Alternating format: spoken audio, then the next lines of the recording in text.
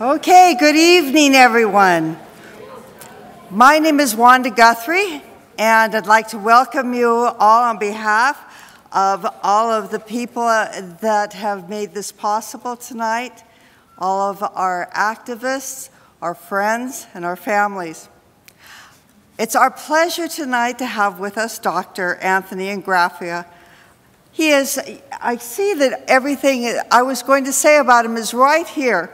So I won't repeat this to you. What I do want to tell you is that we're going to hear him, and then we'll have questions and answers following. This is what I'd like to say about Dr. Ingraffea and myself. Our concerned community advocates for a long time have just wanted to have him here because he is the person who told us what high-volume slick water hydraulic fracturing was in the first place. 4 years ago, when all of this first began, all of the shale gas business, when we saw it on radio, TV, newspapers, articles, when letters to the editors came in our paper, we had no way to make sense of it. There were many claims being made. Phrases like high-volume slick water hydraulic fracturing, laterals, well pads, these were all not part of our vocabulary. And it's been Dr. Ingraffea's comments that have been the clearest and most instructive. What we learned was that this would be an industry unlike any other. We would literally be in the center of all its operations because this is an industry with no boundaries. The processes from earth excavation, water depletion, diesel and methane would create health hazards unlike anything we had ever experienced. We would also learn about the threats these practices would hold for our planet, and indeed, it has come to pass. We are grateful for Dr. Ingraffea for being a steady voice, continually pointing out that rigorous science-based studies of environment, human health, and economic impacts have never been adequately performed. And now, we present Dr. Anthony Ingraffea.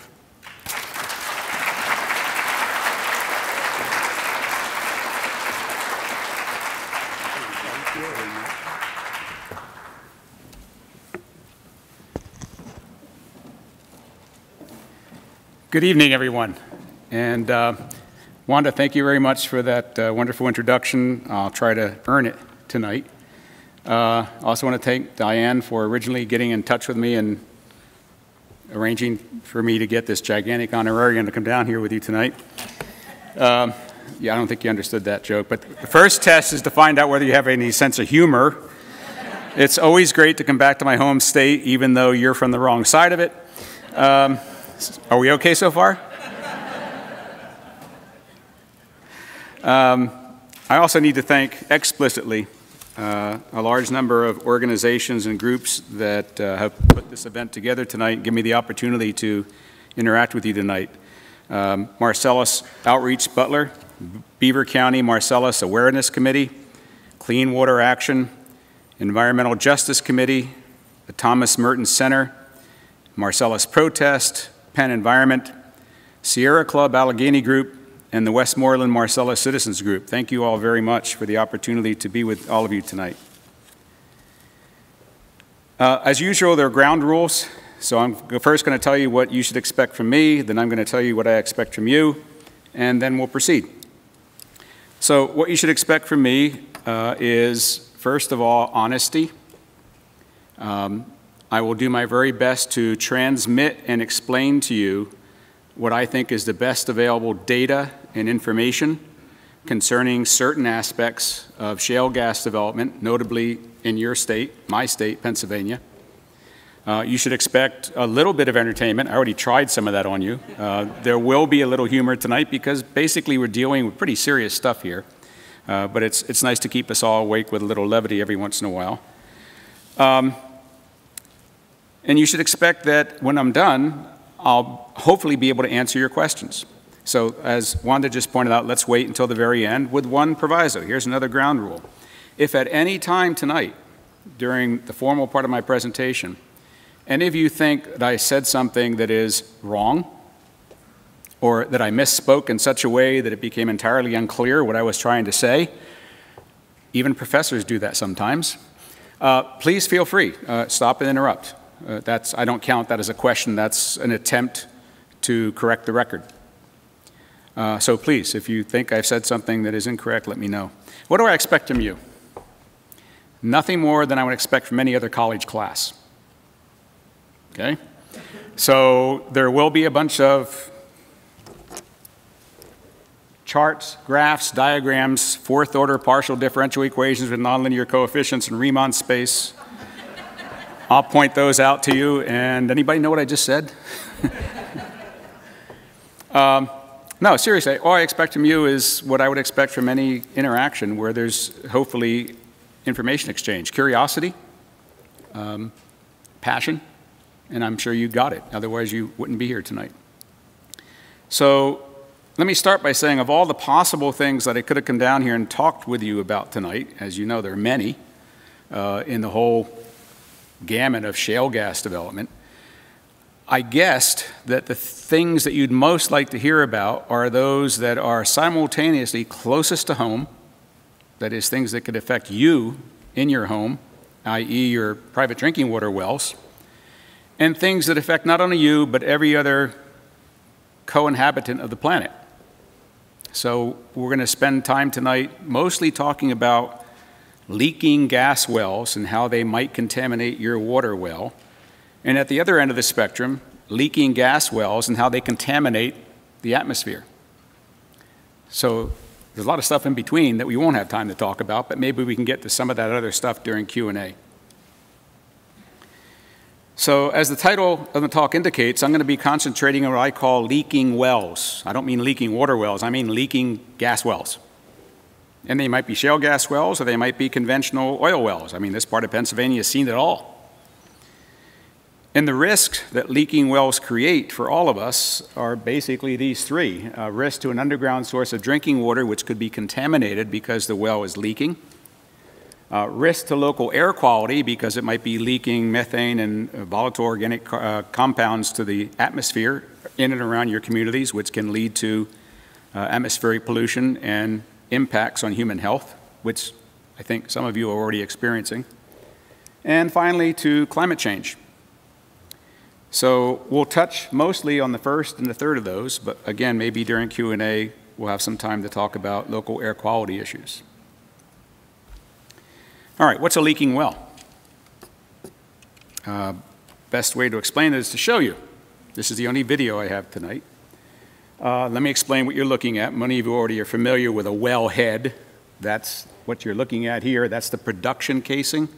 And as you'll see in a few minutes, on top of that is the various piping that takes what's coming out of that, supposedly coming out of that production casing to a separator, and then off to a gathering line, and then downstream. So I'm going to start the video, and what you're going to see is this wellhead happens to be submerged in a cellar. Many wellheads have excavations around them called a cellar, and that cellar frequently collects rainwater or melted snow. So if a well is not leaking, all of the gas, if it's a shale gas well, would be coming up through that pipe, and none of it would be coming up outside that pipe. So a simple definition of a leaking well is one which is conducting gases and liquids from down below to the surface outside of the intended casing. That's a very simple definition of a leaking well. So here's what it looks like. And this is a well in Dimmock. This is a video taken by the PADEP. It's public knowledge. You can go somewhere in the PADEP website and find dozens of videos like this. And the first time I showed this to my wife, she said, looks like our hot tub. Except that's probably mostly methane gas. And as you can see, it's not coming out in very small quantities. It's bubbling out in very large quantities. So this is proof positive. If you were an inspector for the Pennsylvania Department of Environmental Protection, and you had as your assignment on a given day to go to this well site and determine whether there were any violations, do you see a violation? That's not a rhetorical question. Remember, you're a college class. I ask the questions, you answer them. Is that a violation? What element of Chapter 78 of PADEP regulations controlling oil and gas, what element does that observation violate? Does anybody know? You'll find out in a few minutes. Would you expect the inspector, having seen that, would issue a violation?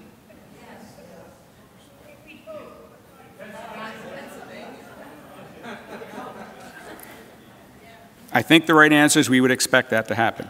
So I'm going to, for the first time in public tonight, reveal the results of a very in-depth study that we've been doing for the last 2 years. Could you clarify, when was that well drilled, and is it still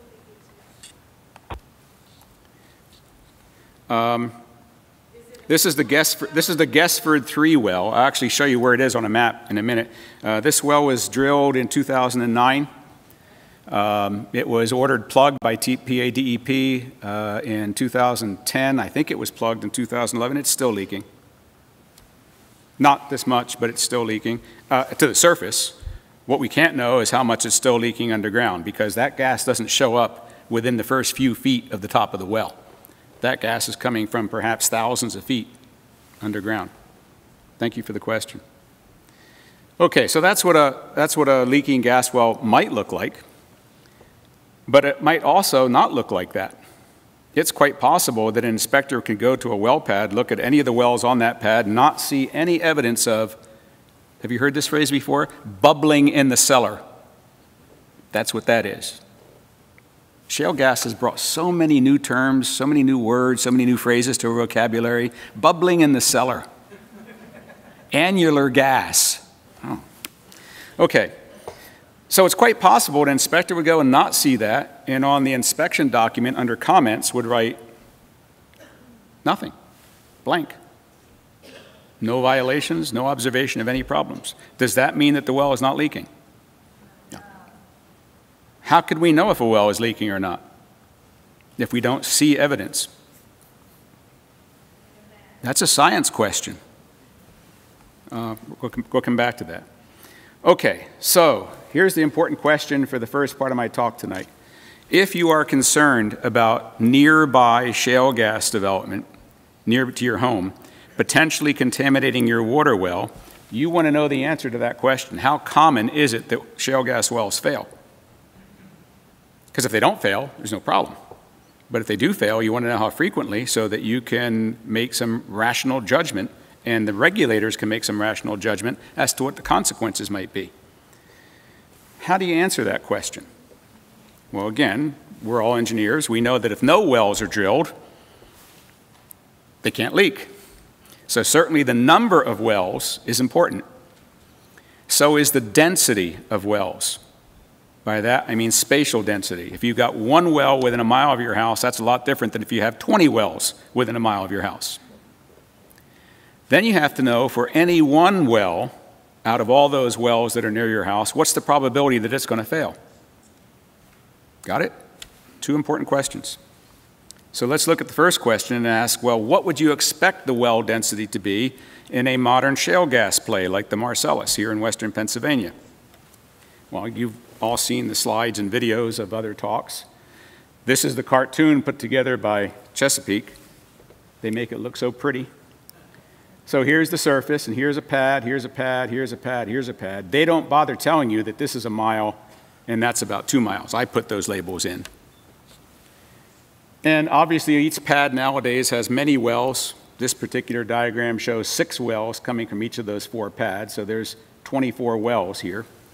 And you all know that to economically develop shale gas, you have to not only be able to drill vertically, but you have to be able to drill directionally, so that you can create laterals that expose as many natural joints in the shale as you possibly can, which is the reason why the laterals always run in opposite directions. They're always running in the direction that intersects the most natural joints, and so you go that way and that way if the joints are this way. So that one picture tells you a lot about the geology and geochemistry of shale gas development. But the most important element of that picture is 8 to 10 wells per square mile. Okay, now they'll say, but there's not 8 to 10 pads per square mile. No, but the number of pads is irrelevant. If we're asking the question, what is the probability that your water well is being contaminated, the critical issue is how many times do you poke a hole in the ground? It's the number of wells per square mile, not the number of pads per square mile. So the record in Pennsylvania that I know of right now is 19 wells on one pad. The record in North America is 51 wells on one pad. Okay? So you can say, well, the pad spacing is on a grid 1 mile by 2 miles, but you got to ask how many wells per unit area. And right now in Pennsylvania, the design objective is more or less 8 to 10 wells per square mile. That's 8 to 10 holes that human beings punched in what was the natural protective system that kept what was down here from coming up into your groundwater. We punched holes in it, 8 to 10 holes per square mile. Did I say something wrong?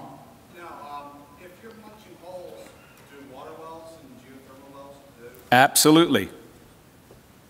Any time you punch a hole, whether it's a gas well, an oil well, a water well, a geothermal well, if you're punching holes in something that used to be a natural barrier.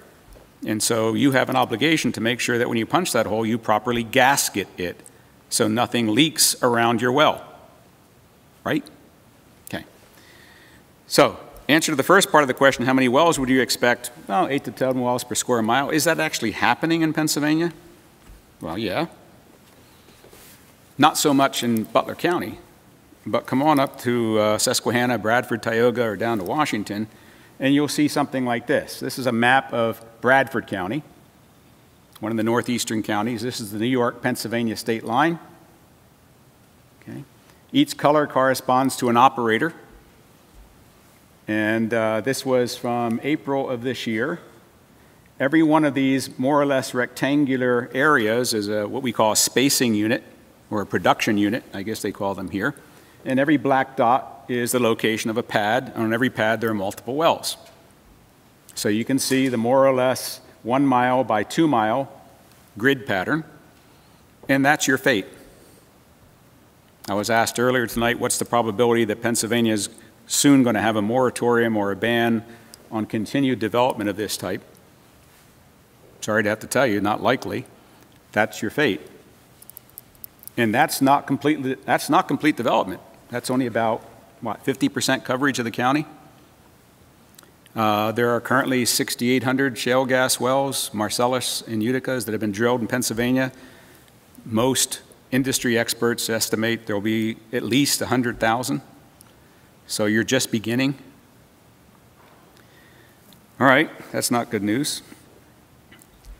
Let's start getting some insight into, well, if that's the density of wells, do we have any insight at this point into the density of water impacts, well water impacts?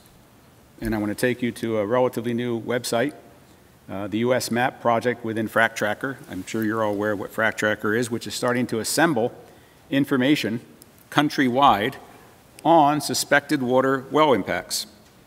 We'll zoom in. Here's Pennsylvania. Okay.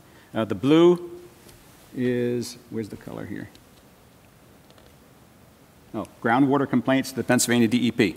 You probably read earlier this year that a very resourceful reporter for the Scranton newspaper fought through the PA-DEP bureaucracy and had to get eventually a court decision for the PA-DEP to release copies of every letter of determination that had been sent to our fellow citizens, declaring either that their water well had been contaminated by nearby gas drilling operations, had not been contaminated, or were not sure. Okay, so all those blue dots, well, that's part of them, but there are about 1,000 families that received such letters, and of those, about 160 were told, yeah, your water well has been contaminated by nearby gas drilling. Zoom in a little closer, I think we're here, right? And you can see that you haven't been immune to this in this area. There have been determination letters sent, perhaps to some of you, by DEP saying your water well has been contaminated, and there are many others where the DEP can't be sure. That's unfortunate. So we've already seen some sort of correlation where you have high density drilling you have high-density impacts. Perhaps the most notable of these impacts, and now the longest-lived one in Pennsylvania, is what I call the Dimmick debacle. So here's Carter Road, the most infamous road in all of, it used to be the Pennsylvania Turnpike. I think the most famous road in all of Pennsylvania is Carter Road. It's just a 1.5 lane dirt road through the forest. It's amazing. Dimmick is a crossroads right up here. So this red rectangle is the so-called affected area, 9 square miles, proclaimed by the Ph.D. as a really, really bad situation, starting back in 2009. Every one of those red dots is a pad. So in that 9 square miles, we can count them. 1, 2, 3, 4, 5, 6, 7, 8, 9, 10, 11, 12, 17, 19, 20, 21, 22. There's about 30 pads in 9 square miles, 63 wells in 9 square miles.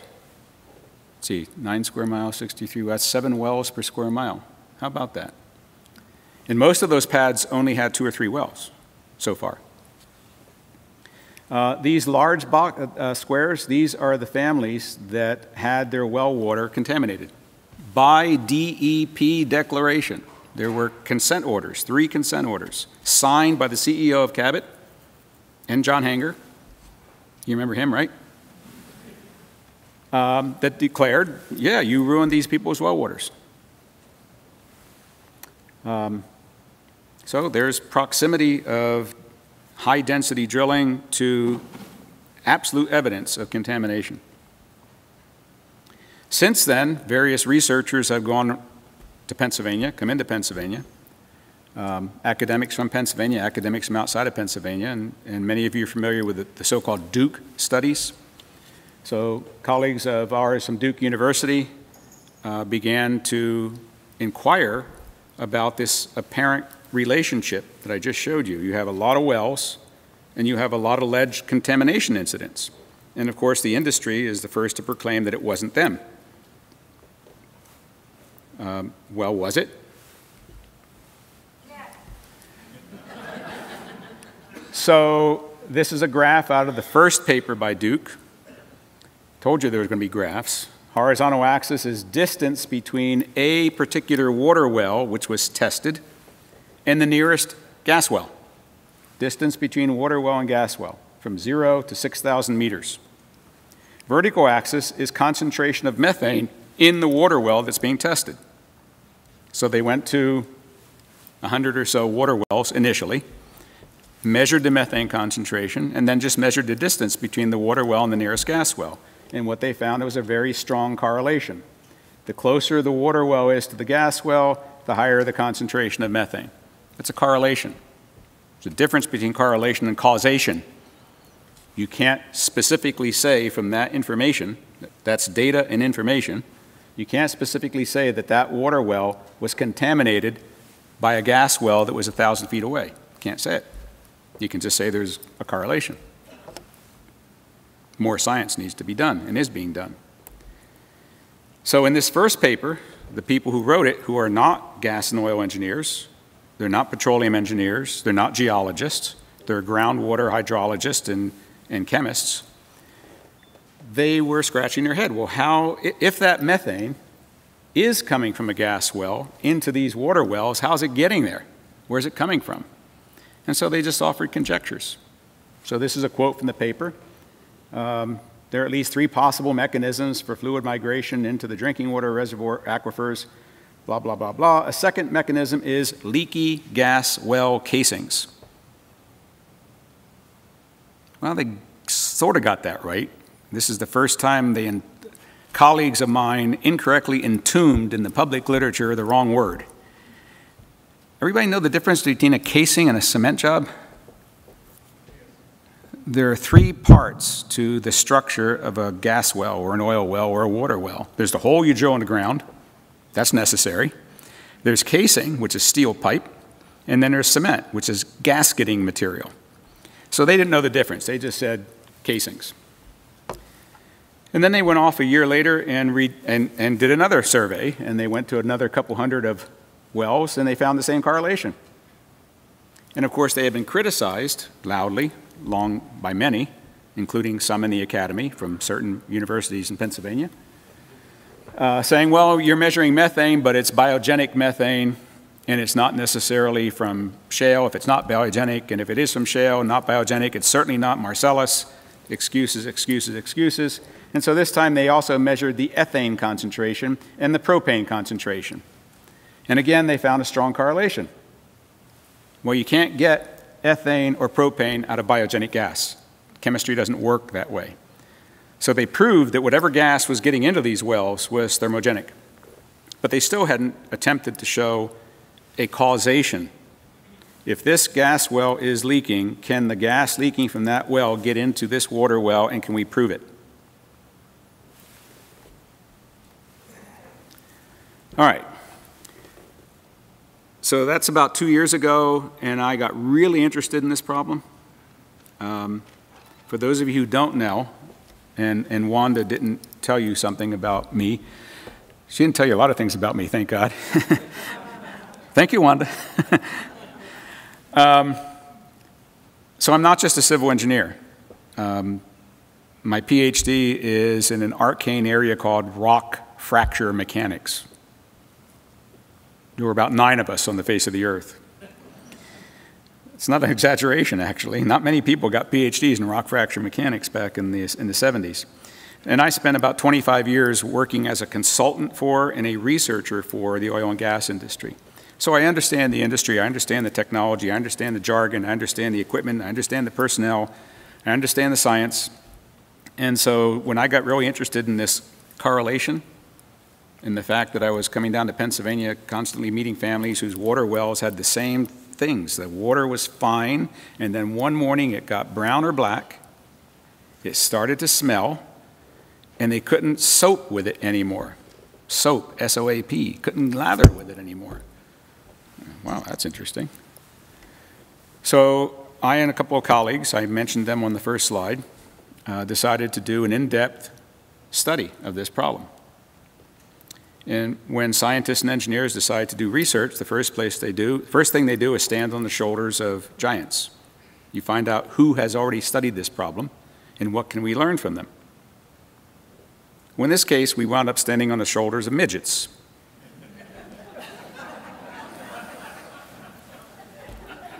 Which didn't give us much headroom.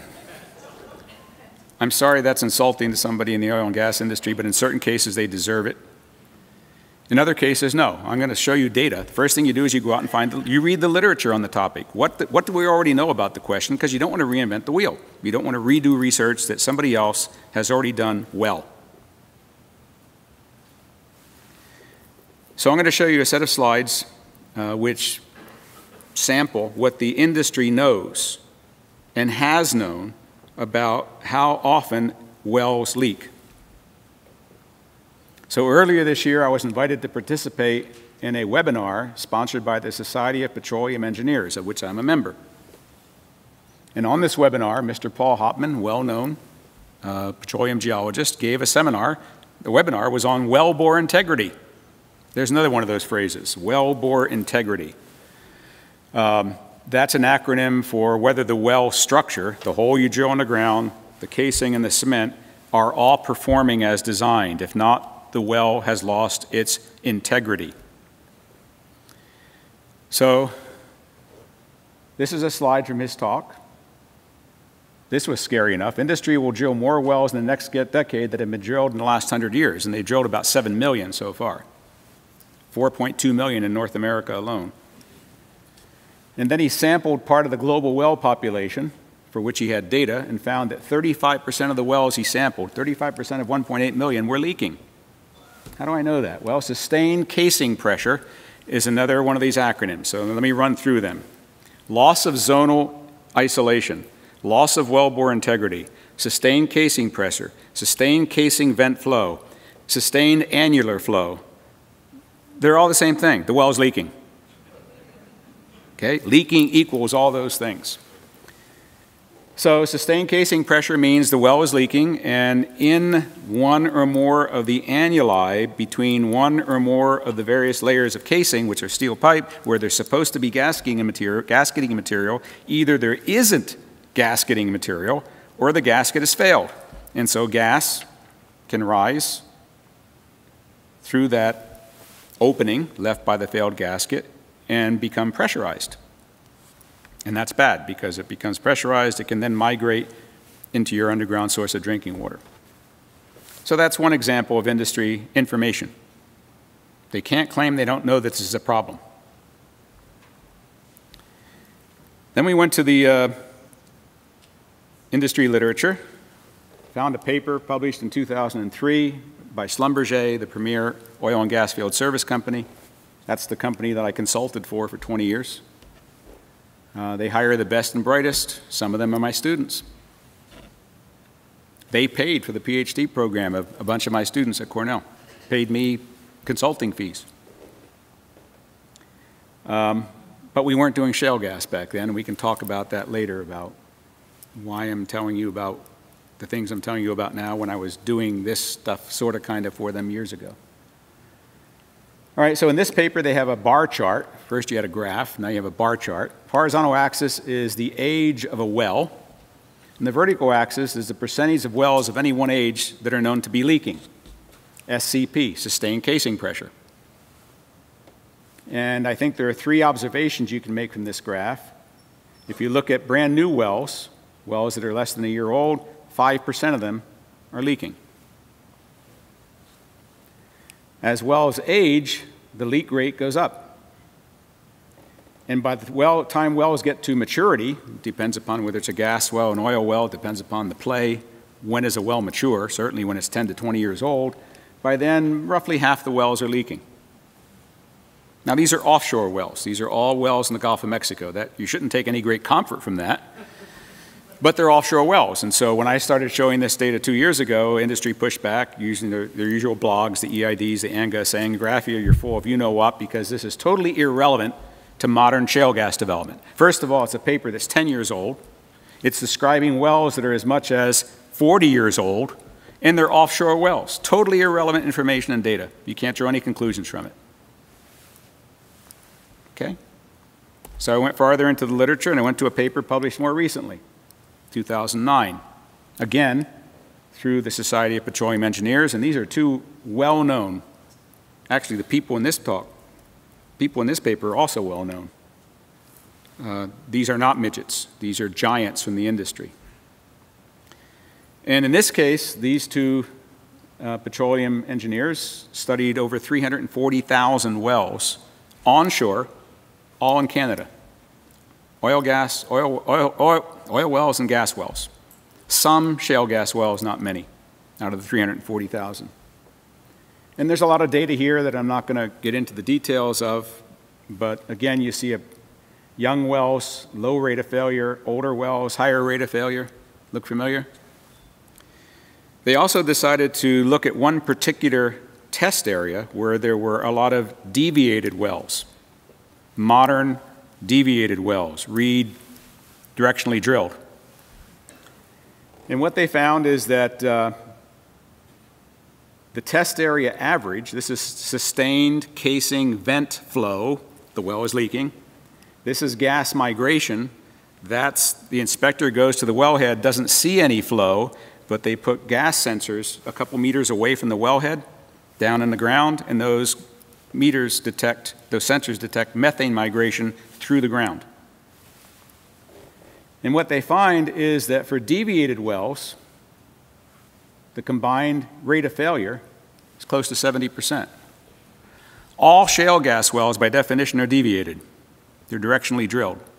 It's well known in the industry that it's much more difficult to cement, i.e. gasket, a well that is not straight than to gasket a well that is straight. We're getting at this issue of how frequently can we predict a well to fail. But again, I show this data, industry pushes back, ANGA pushes back, EID pushes back and says, they're Canadian wells.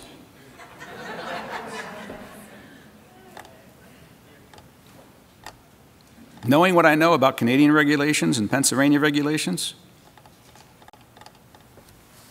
I would rather be regulated by the province of British Columbia than the state of Pennsylvania. And they said, well, there are very few shale gas wells here. It's not representative of modern technology.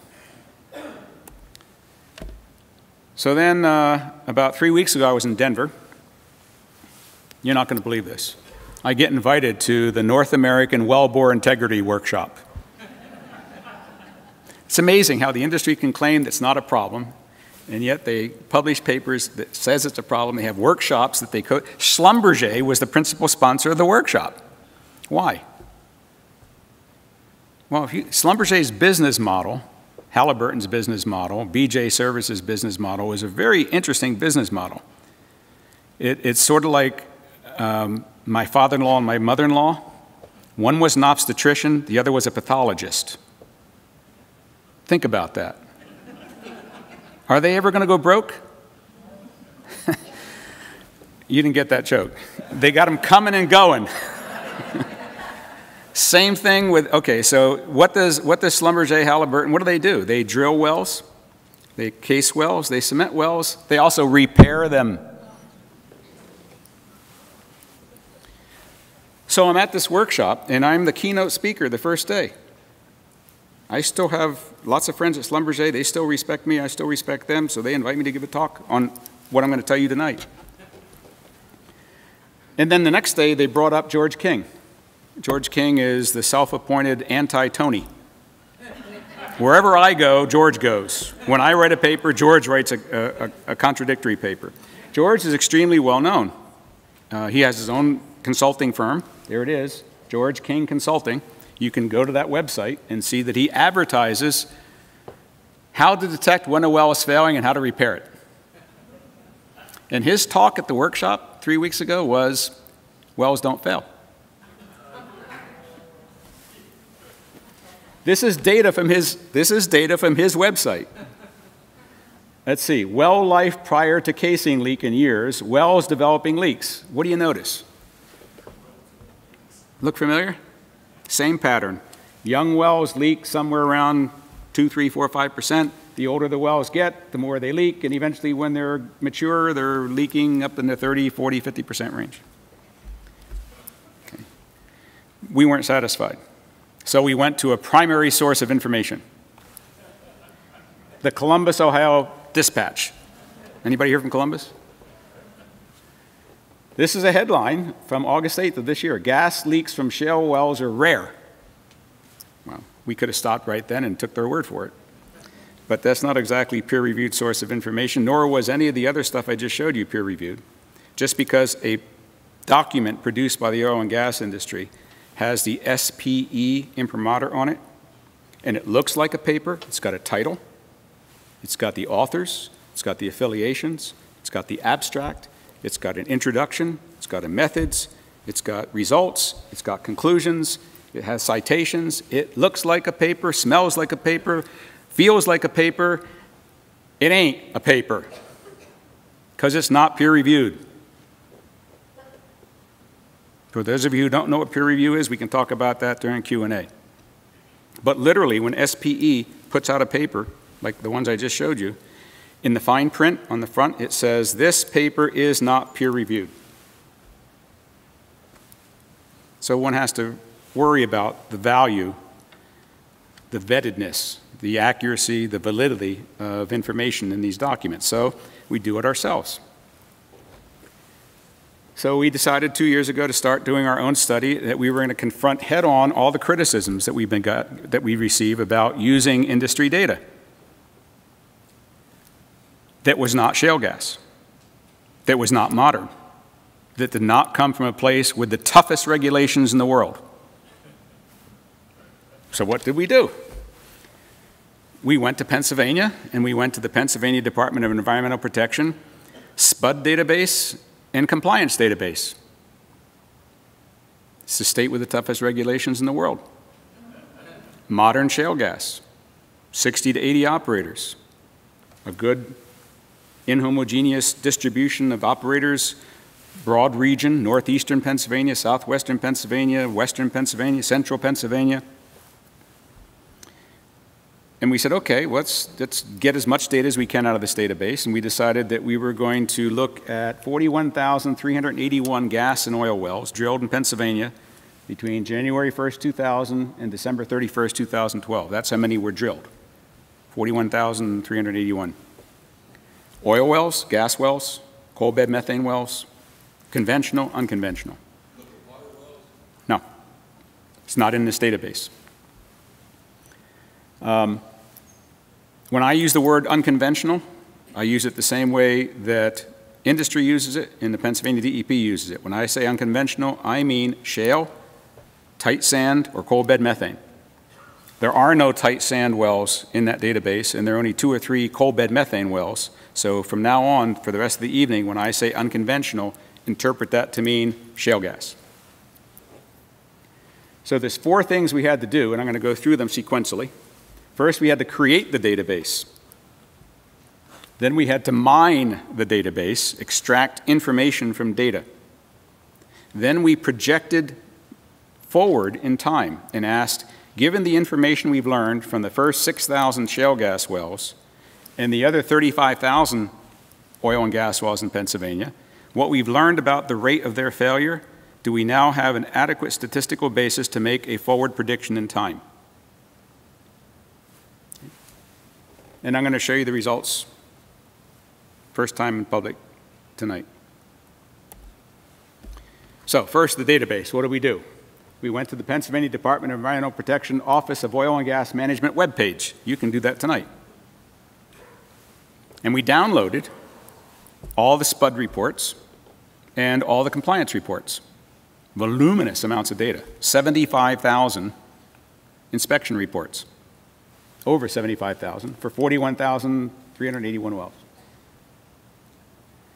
First thing we noticed as we were making sure that we had a valid database is to notice that 8,703 of those wells show no record of inspection. That doesn't mean they weren't inspected. It could mean they weren't inspected, ever. Remember, some of these wells are 13 years old.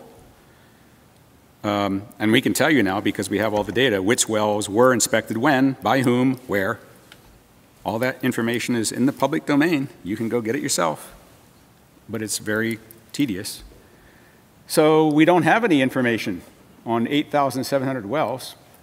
We also found there were 5,223 wells where the date of inspection came before the date the well was drilled.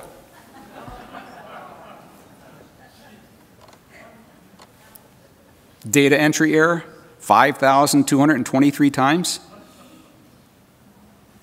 All right, so that's called noise. You can't process data that's noise.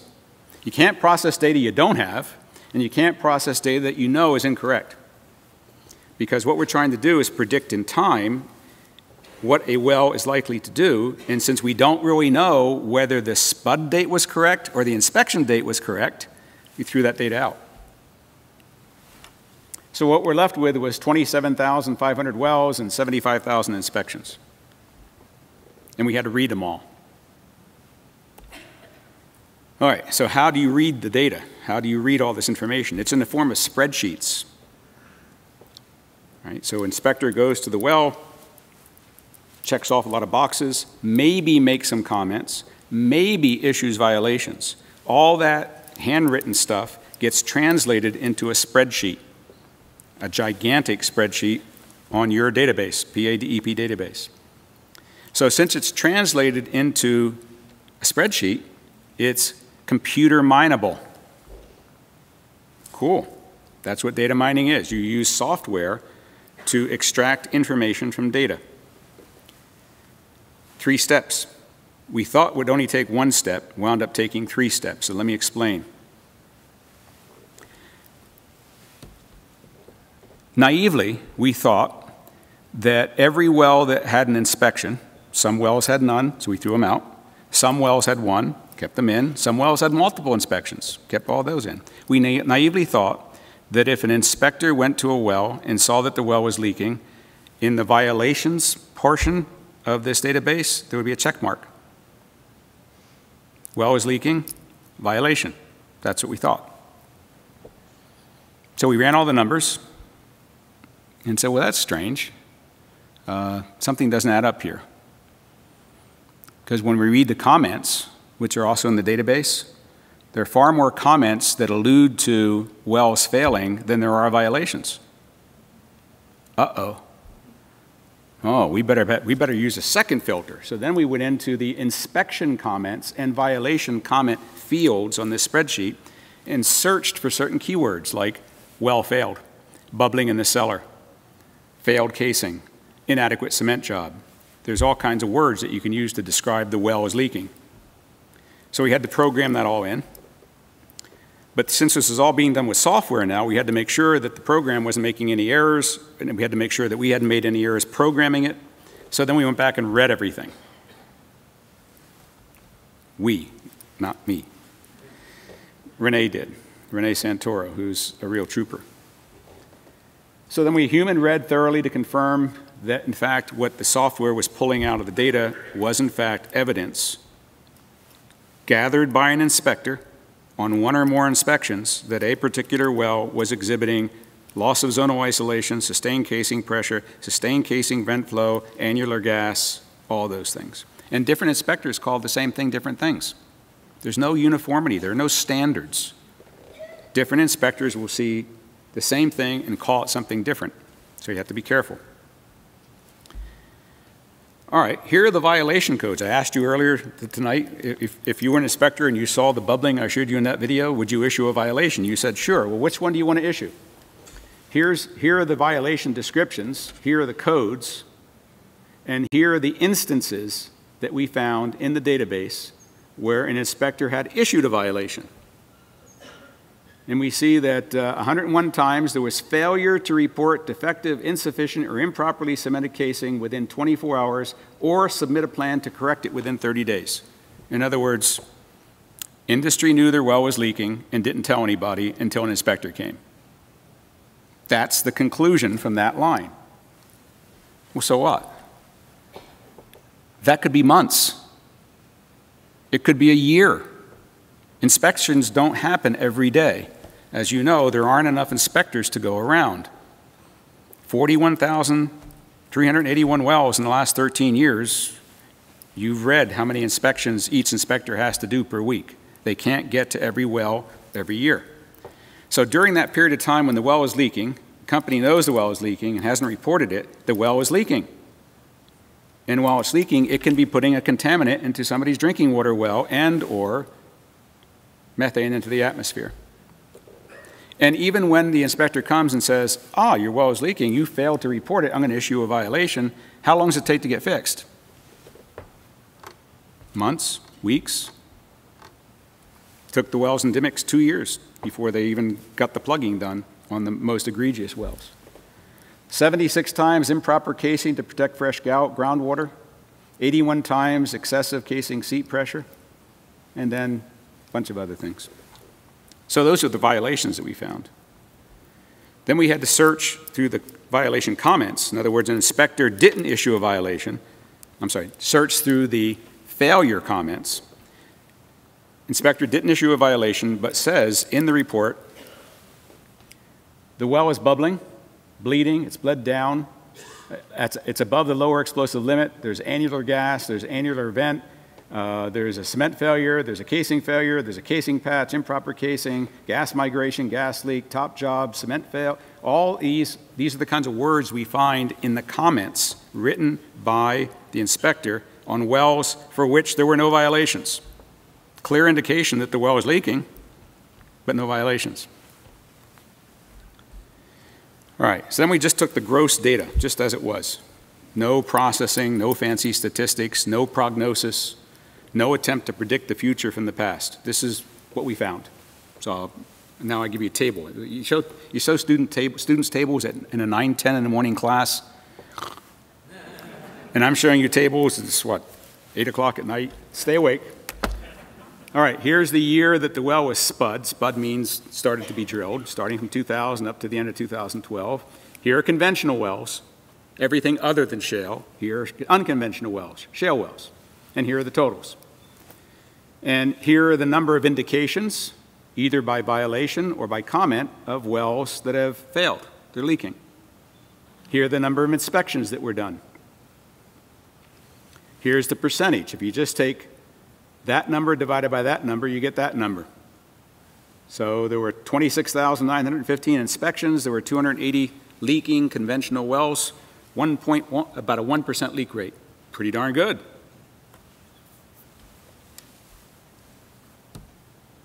Unconventional wells. Well, there weren't very many of them until about 2006. By about 2009, things really sped up.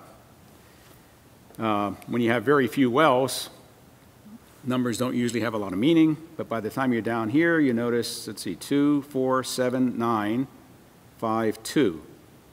Now you could look at that and say, well, geez, they had a really bad year in 2010, they had a really good year in 2012.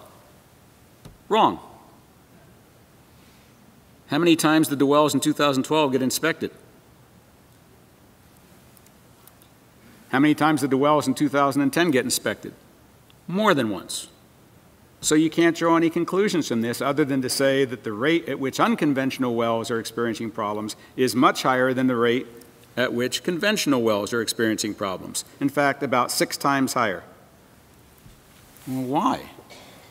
Wait a minute, we just got through saying it doesn't matter whether it's a gas well, an oil well, a water well, you still got to drill the hole, case the hole, gasket the hole with cement. Why would unconventional wells be experiencing more distress, more loss of integrity than conventional wells? It's a rhetorical question, but we need to bind data to get information. So we're going to try to answer that question. That's just raw. There have been a number of papers written, reports and papers. In fact, a paper appeared this year in the journal Science, which is without doubt the most prestigious journal in all of science, called Science. Written by a professor at Pittsburgh and a professor at Penn State. They went into the same database we went into, and they did step 1. You remember the 3 steps I showed you? Step 1 is count the number of violations for loss of wellbore integrity. And they came up with 3% for Marcellus wells. And they published it in Science. They didn't get the whole story. Tonight you're going to hear the rest of the story. All right, so we have all this raw data. What can we learn from it? Are there geographical differences? Do wells in northeastern Pennsylvania behave differently than wells in Butler County? Why this apparent difference between conventional wells and unconventional wells? Why do we see that the rate at which unconventional wells are failing appears to start going up very precipitously and then drops off? How does that make any sense? Well, the second author on the paper, and the second author of our talk tonight, is a guy named, ready for this, Marty Wells, who happens to be the premier statistician probabilist at Cornell. He's the guy, he's the professor at Cornell that everybody goes to for very difficult problems in probability and statistics. So we sat down with him about a year ago and said, Marty, how do we make sense out of all this data? How can we use this data over the past 12 years to predict well performance in the future? And he said, well, you use the Cox proportional hazard model. You all know that, right? Didn't you just use that last week? Sure you did. This is why you hire an expert in statistics and probability. So he taught us about the Cox proportional hazard model, and here's all you need to know about it. It's a very sophisticated, standard, commercially available. You can get an app on your iPhone for it, and if you feed it data, observational data from the past, it interprets that data in such a way that in this case, we can predict the risk of cement or casing problems for wells with incomplete inspection histories from the behavior of wells with more complete histories. Which wells in that database have complete inspection histories? The right answer is 0, because how long do the wells have to last? Lori, where are you? How long do the wells have to last? For the life of the planet. So do we have any wells with a complete inspection history? No. We have some wells with 1 inspection in 12 years, some wells with 3 inspections in 3 years, and from each of those inspections we get information. But what this model does is it allows us to predict future performance based on past performance in a statistically valid manner. We can tell you within a few percentage points what the expected value is and what the confidence is in that prediction. Plus or minus a standard deviation, 2 standard deviations, anything you want. All right, so now here we go. I told you this is a college class. You're about to see things. I'm making a prediction that nobody sitting in this room has ever seen a plot like I'm going to show you, because I hadn't seen them 6 months ago. So I need to spend a minute or two explaining what I'm going to show you. I'm going to show you 5 graphs. On the horizontal axis of each one is what we call the analysis time in weeks. That's how long it would take if we were to continuously observe that well, a well, to exhibit or not exhibit this probability of failure. I'm going to let that sink in for a minute, then I'll say it again. The horizontal axis is time in weeks. So here's 4 years, 8 years, 12 years. And that's the time that we would be wanting to observe a particular well of a particular type in order to determine what the probability is that it's going to develop a leak. And that's the fractional probability. 10% probability, 20% probability, 30% probability, 40% probability. So there it is. What I just said is what's in that paragraph. So I told you I'm going to show you 5 plots. So we can look at the data different ways. The wonderful thing about the Cox proportional hazard model is that you can ask it lots of questions. You can take dumb data, just looks like a bunch of numbers, and see patterns emerge. So here's the first one. This is all the data for the entire state. The 41,000 wells minus the 5,000 that had incorrect dates, minus the 8,000 for which we had no information. Old wells and new wells. We defined old wells as pre-2009 and new wells as post-2009, because that's what the industry is telling us, right? They came to Pennsylvania, they started putting modern shale gas wells in your state more or less in 2009, using the most modern techniques with the toughest regulations, best equipment, best material, best trained personnel. And so we said, okay, we noticed something. Cox proportional hazard model just discovered the first thing that was found interesting. Before 2009, which is before a lot of shale gas wells, the predicted rate of failure after about 13 years was about 2%. For all the wells drilled after 2009, by the time they get to about 4 years old, they're predicted to fail at nearly 38%. Lots of possibilities here. It could be the reason why these pre-2009 wells aren't failing at a very high rate. They're not being inspected anymore. They're conventional wells.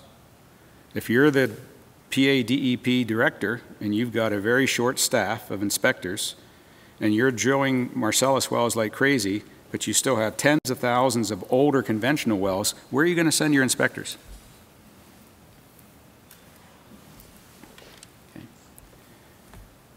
Then we said, okay, let's still look at all the data, and let's just look at all the old wells and separate out conventional and unconventional. So this is pre-2009. There are only a couple hundred shale gas wells, and that's these. Okay? So those pre-2009 wells are now nearly 5 years old, and those older wells are predicted to be failing at a rate of about 13%. Conventional wells still down here at about 2%. Then we went to post-2009. And again, strong difference between conventional and unconventional. Unconventional wells are always failing at a higher rate. Then we noticed something else in the data. Actually, Marty noticed it. Marty Wells noticed it. He said, you ought to take a look at the northeastern counties. And we define the northeastern counties as these. And then we took the data and separated it into 2 bundles. One bundle is all the counties not in the Northeast, including Butler. And then the other bundle is all the counties, all the data in these counties. And again, what you notice is that for the rest of the state, failure rate's pretty low, even after 12 years, over 50% in the northeastern counties.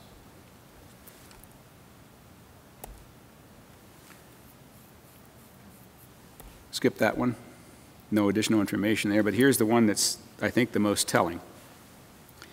So this is Northeast County zone, and we're looking at old pre-2009 and new post-2009, because the industry kept telling us modern technology has solved the problem.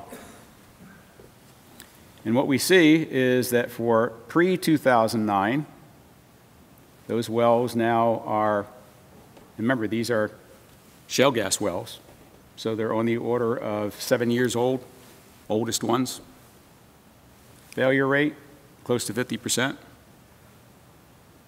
Let me make sure you understand what this says. If you were to walk into any of the Northeast counties right now, put your finger on a well that had just been drilled, and somebody asked you, what's the probability that sometime in the next 7 years this well will leak? The answer is 48%. How do we know that? Because we've analyzed previous performance. Post-2009, for any equivalent amount of time that you're willing to wait, 1 year, 2 years, 3 years, the rate of failure of the newer wells is higher. Somebody want to offer me an explanation for that? Excellent question. Substantially. Well, how does the geology differ? Why are we seeing this vast difference between northeastern Pennsylvania and the rest of the state? We'll come back to that during Q&A. I'm glad you asked. An important question. All right, how are we doing on time, by the way? Anybody want to go home yet? How much more time can I use? All right. So I'm going to make some observations and conclusions based on this part of the talk, which is remember the question we asked, you've got a water well and there's nearby gas well drilling. What's the probability that a nearby gas well is going to leak? Because if that probability is low, you don't worry so much. If that probability is high, you should worry some more. And what we determined, first of all, publicly available records, these are all in the public domain, indicate that the majority of older active wells are no longer being inspected. That's bad. We could be raising thousands of conventional wells, or still in production, going out of production, being abandoned, being plugged, hopefully not being lost. And since they're not being inspected, we don't know if they're leaking. Second observation, everything I just told you tonight depends on only one factor. How good is the inspection? If there's no inspection, there's no information. If an inspector goes to a well and habitually never writes a comment, no information. If an inspector, and we know the inspector's names, by the way, that's part of the record. If an inspector habitually goes to wells, notes in his or her comments that the wells are leaking, but never issues violations, that's important information. So nothing we're doing here, nothing I'm talking to you about tonight in this part of the talk can be any better than the information than the inspectors that you pay for out of your tax dollars. Nothing can be any better than the job that they do. So if you have criticisms of the data, I'm the messenger. The data is theirs. The processing of the data is ours. 24% of the conventional wells and 4% of unconventional wells have not received an inspection, ever. Or had an inspection, but it doesn't appear in the database. I'll let you think about that for a while. Why would an inspection not show up in the database? The Northeast is clearly at higher risk than the rest of the state so far. Although one can say, well, maybe that's because the well density in the Northeast is so high. There's still more data mining that needs to be done here. We haven't even scratched the surface. What I'm reporting on tonight has been written into a paper and has been submitted to a journal for peer review and publication. That's why I'm showing you this, but nobody's taking any pictures, right? Because I don't want people to say, Professor Ingraffea talked about this information and it's not peer reviewed. Yeah, I am talking about it and it's not peer reviewed. But none of the data I showed you from the industry was peer reviewed. Mine is going through peer review and it will appear in a peer reviewed journal. Predicted cumulative risk for all wells in the northeastern region is nearly 12 times higher than it is in the rest of the state. We'll talk about that, I'm sure, during Q&A. And finally, if I were to give you the most broad observations and conclusions, and certainly the one that's most important to you, I live in Butler County. What's the probability that any shale gas wells, Utica, Marcellus, whatever, what's the probability that any wells drilled in my county, which might be close to my home, will fail? There's the answer. At least 13% of those wells will experience loss of zonal isolation. That's the base. All the data we have is higher than that. That's minimum. Greater than 1 out of 10 will leak. Let me go back to what I said a few minutes ago. So there are various words and phrases used to describe a leaking well. The simplest is the well is leaking. Loss of zonal isolation means the well is leaking. Sustained casing pressure means the well is leaking. Sustained casing vent flow means the well is leaking. Sustained annular flow, the well is leaking. Bubbling in the cellar, the well is leaking. Gas migration, the well is leaking. So in our paper, we decided to use the terminology that's most often used in the oil and gas industry, loss of zonal isolation. Doesn't mean much to every person on the face of the earth. What's zonal isolation? It means the well gasket failed to isolate gases or liquids from one layer, coming from one layer of rock, migrating up to another layer of rock, and potentially to the surface. I'm going to come back to that question you asked about northeast, southeast. What can we definitively say about the Cox proportional hazard model for Butler County? You can definitively say that in Butler County, at least 13% of all the oil and gas wells drilled since 2009 will experience loss of zonal isolation. That's what the model says. Will there be more than that? I think so. But that's the number that we're confidently predicting. All right, next question. What happens to the wells as they age? You saw from the industry data, as well as age, the rate of failure goes up. And eventually, companies declare that the well is no longer in production. It doesn't pay for them to keep the well in production anymore, so they plug it and abandon it according to current regulations. There are also wells that are not plugged, but abandoned. We know where they are. They're abandoned. The operator gave up on them. They now belong to you, the people of Pennsylvania. You're responsible for them, and they're not plugged. There are also wells that are plugged, abandoned, and lost. That is, we don't know where they are. There are also wells that are abandoned and lost but never been plugged. There are wells that are plugged or not plugged. They're abandoned.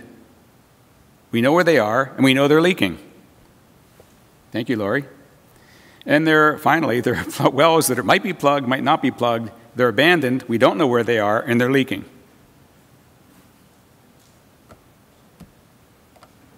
How many wells in Pennsylvania fall into each of those categories? Which category, Lori? Anyway, the answer is we're not sure. PADEP literally can't answer the question for most of those can't answer most of those questions. But we do know that there are abandoned, previously lost, and leaking wells in very large numbers. And now I'm going to show you a slide that Lori sent me, a set of slides. So here's a production casing, and here is evidence of hydrocarbon leakage. Another production casing, evidence of hydrocarbon leakage.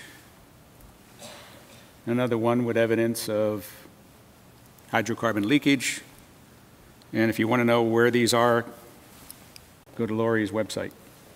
And then volunteer to assist her to do what you, the citizens of Pennsylvania, cannot possibly pay enough taxes to apportion to the Pennsylvania DEP to hire inspectors to go out and do what Lori and her friends do, which is to find lost wells that might or may not be leaking. What's it cost to capital well? Ooh. You ask cap or plug. There are three words: cap, plug, repair. So if a well is uncapped, and not plugged, like this one, it could be leaking. To plug that well, tens of thousands of dollars. If the well is uncapped, unplugged, and leaking outside the production casing, hundreds of thousands of dollars, and maybe never, because there's no guaranteed way to repair a well that is leaking outside the production casing. Plugging does not fix any kind of leakage that I talked about tonight. And make sure you understand that. All the leakage that we talked about tonight, plugging does not fix it. Why? Plugging merely means pouring cement down the production casing. If the leak is outside the production casing, which is true of all the leakage I talked about tonight, pouring cement in the production casing does not solve the problem. There are techniques industry can use to try to solve the problem of a well leaking outside the production casing, but my friend George King on his website says that those techniques are successful 50% of the time, 50. So there are no doubt among the, is it 80,000 abandoned and lost gas wells in Pennsylvania? Is that right, Lori? They don't know how many. There's estimates of up to 500,000 drilled. Okay. Up to 500,000 drilled in the state of Pennsylvania since the 1870s, and no one knows for sure. Well, I'll show you some New York data. Peer-reviewed paper. Back in '94, New York State did a survey, and they found that they had 48,000 abandoned wells that they knew about. This does not include lost. 48,000 wells they knew about, only 27% have been plugged. And remember, just because they've been plugged doesn't mean they weren't leaking. 2009, they redid the survey. They're falling behind. We now have 64,000 abandoned wells. 27% of them are not plugged. We don't know how many are leaking. And the current estimate is that there are 40,000 lost and abandoned wells, oil and gas wells, in Pennsylvania. So I suspect, in New York, I suspect the number is higher in Pennsylvania because Pennsylvania has had about 10 times the number of oil and gas wells of New York. Why am I bringing this up? Two reasons. One, all the information I was telling you before was about so-called modern young wells. All those shale gas wells we just did this analysis on, none of them are more than 7 years old. So things are going to get worse in the future. First reason. Second reason is if a well is leaking, like the video I showed you, bubbling in the cellar, that methane could be going into your aquifer. It might not. But if it's not going into your aquifer and it's bubbling to the surface, it's certainly going into the atmosphere. So we need to talk about methane in the atmosphere. And we get to that third topic that I had addressed in my very first slide, climate change. So, primer on climate change. You all know what this graph says. This is year's 2013. This is parts per million of carbon dioxide in the Earth's atmosphere, as measured by the National Oceanic and Atmospheric Administration. And we're close to 400 parts per million. Pre-industrial revolution, we were down somewhere around 200 parts per million.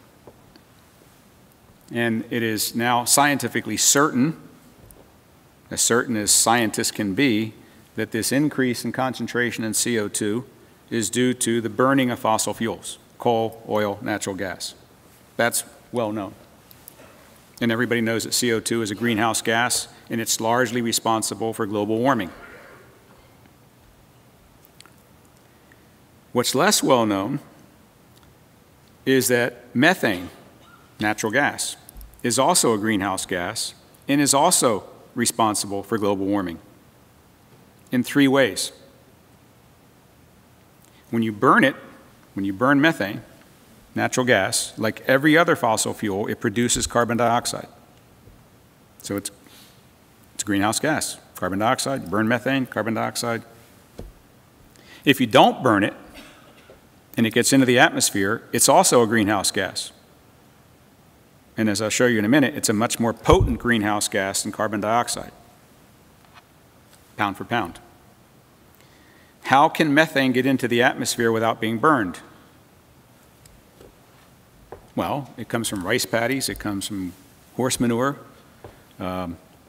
comes from various other processes, natural processing. Methane is exuded into the atmosphere every day. Take a deep breath. Everybody ready? 1, 2, 3. You just breathed methane, 2 parts per billion. I'm sorry, 2 parts per million. Remember, carbon dioxide is at 400 parts per million.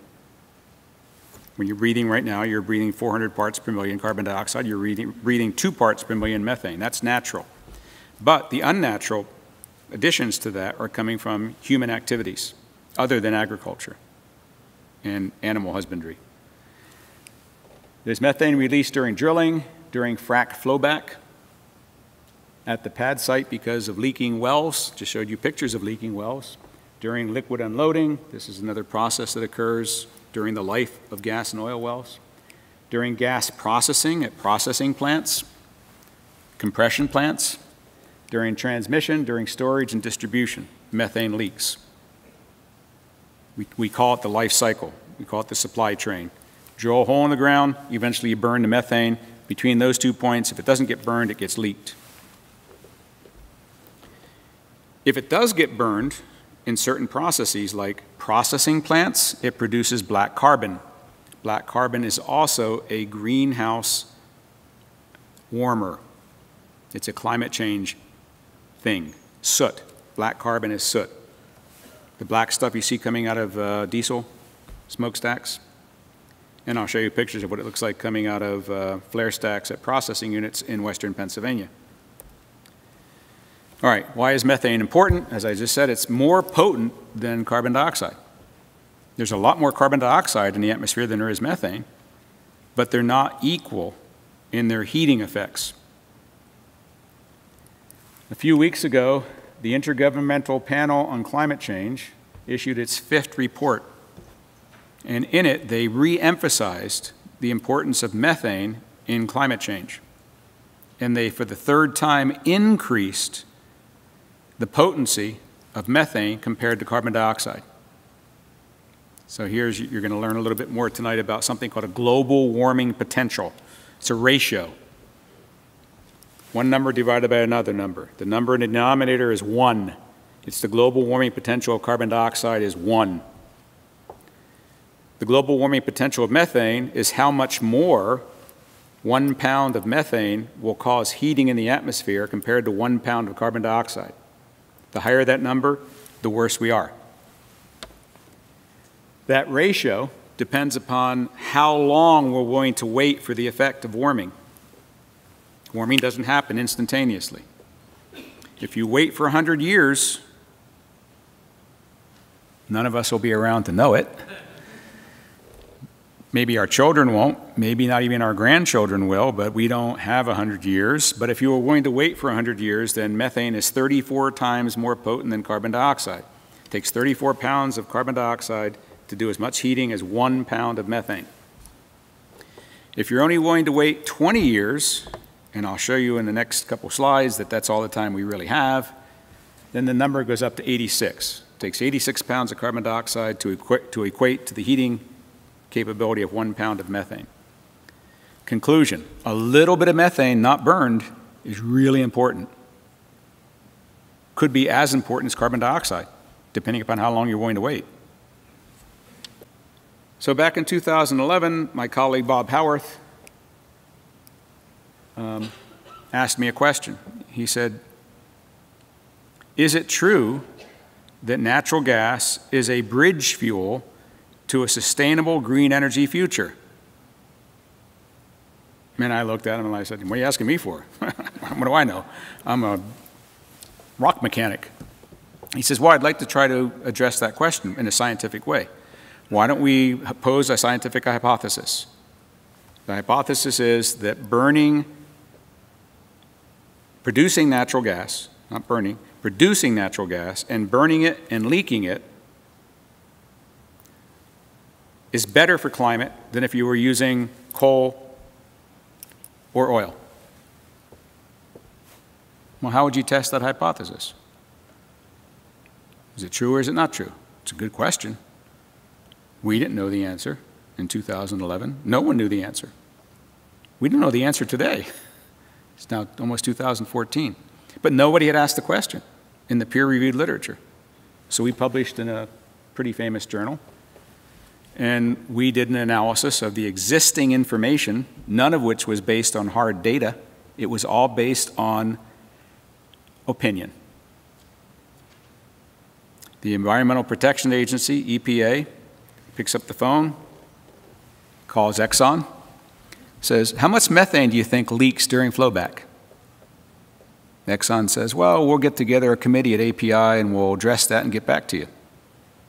And after some period of time, the API committee reports back to the EPA and we say, 1,000 gigograms per minute. And EPA says, okay. And then they say, well, how much is leaking from the pneumatic valves on the pads? We'll get back to you on that. So they discuss it at API, and they come back and tell EPA, it's this much. And EPA says, okay. That's the way the world worked. Nobody had ever gone out and actually measured how much methane was leaking at the wells, at the wellheads, during fracking, during compression, during gathering, from all the fittings and valves and pipes and transmission lines, storage units, distribution lines. Nobody had ever measured it. But we had already established national policy of all the above, drill, baby, drill. Somebody had already said and believed natural gas is a bridge fuel to a sustainable green energy future because it's cleaner than coal or oil. So based on opinion, but not measurements, we wrote our paper. We took everybody's opinions, API, ANGA, DOE, EPA, every place we can find opinions. We put all the opinions together and we published this chart. So I got to explain the chart. The horizontal axis compares shale gas, conventional gas, coal, and diesel. And the vertical axis compares their effect on global warming. Don't worry about the units. This is the effect on global warming. The higher this number, the more effect, the higher the heating. There are three colors in each of those bars. The black color is how much carbon dioxide is emitted when you burn it. The blue color is how much carbon dioxide is emitted when you mine it. And the pink color is how much methane is emitted, converted into carbon dioxide equivalents using the global warming potential. Remember, you can convert methane into carbon dioxide because we know how much more potent methane is than carbon dioxide. So you multiply the amount of methane by 84, and that's the same effect that you would get if you had put out 84 pounds of carbon dioxide. And so since we didn't have data, we only had opinions. The low opinion was here, and the high opinion was here. Scientists do that. They don't like to answer with discrete numbers. There's never a number for an answer. There's always a number with a range of error associated with it. What's the reliability of that number? We talk about the probability density function, the bell-shaped curve, standard deviations, confidence limits. We didn't have data. We only had information, and the information was guesses. So we did the same thing for conventional gas. We did the same thing for coal, whereas here we had a lot of data, and here we had a lot of data. So what did we find out? Well, basic chemistry says when you burn methane, you get much less carbon dioxide than you get when you burn oil or coal. Everybody knows that. Hence, people think, because they're ignoring methane not being burned, that as long as you burn all the methane, you get less carbon dioxide than you do if you burn coal or oil. Therefore, if we substitute methane for coal or oil, we'll be better off for climate. And that's stupid, sloppy thinking, because it ignores the methane that doesn't get burned. When we take into account the methane that doesn't get burned, we find this. Our lowest estimate, based on other people's opinions, is that shale gas is dirtier than everything. It's dirtier than coal, dirtier than oil. Therefore, it's not a bridge fuel. It's a gangplank.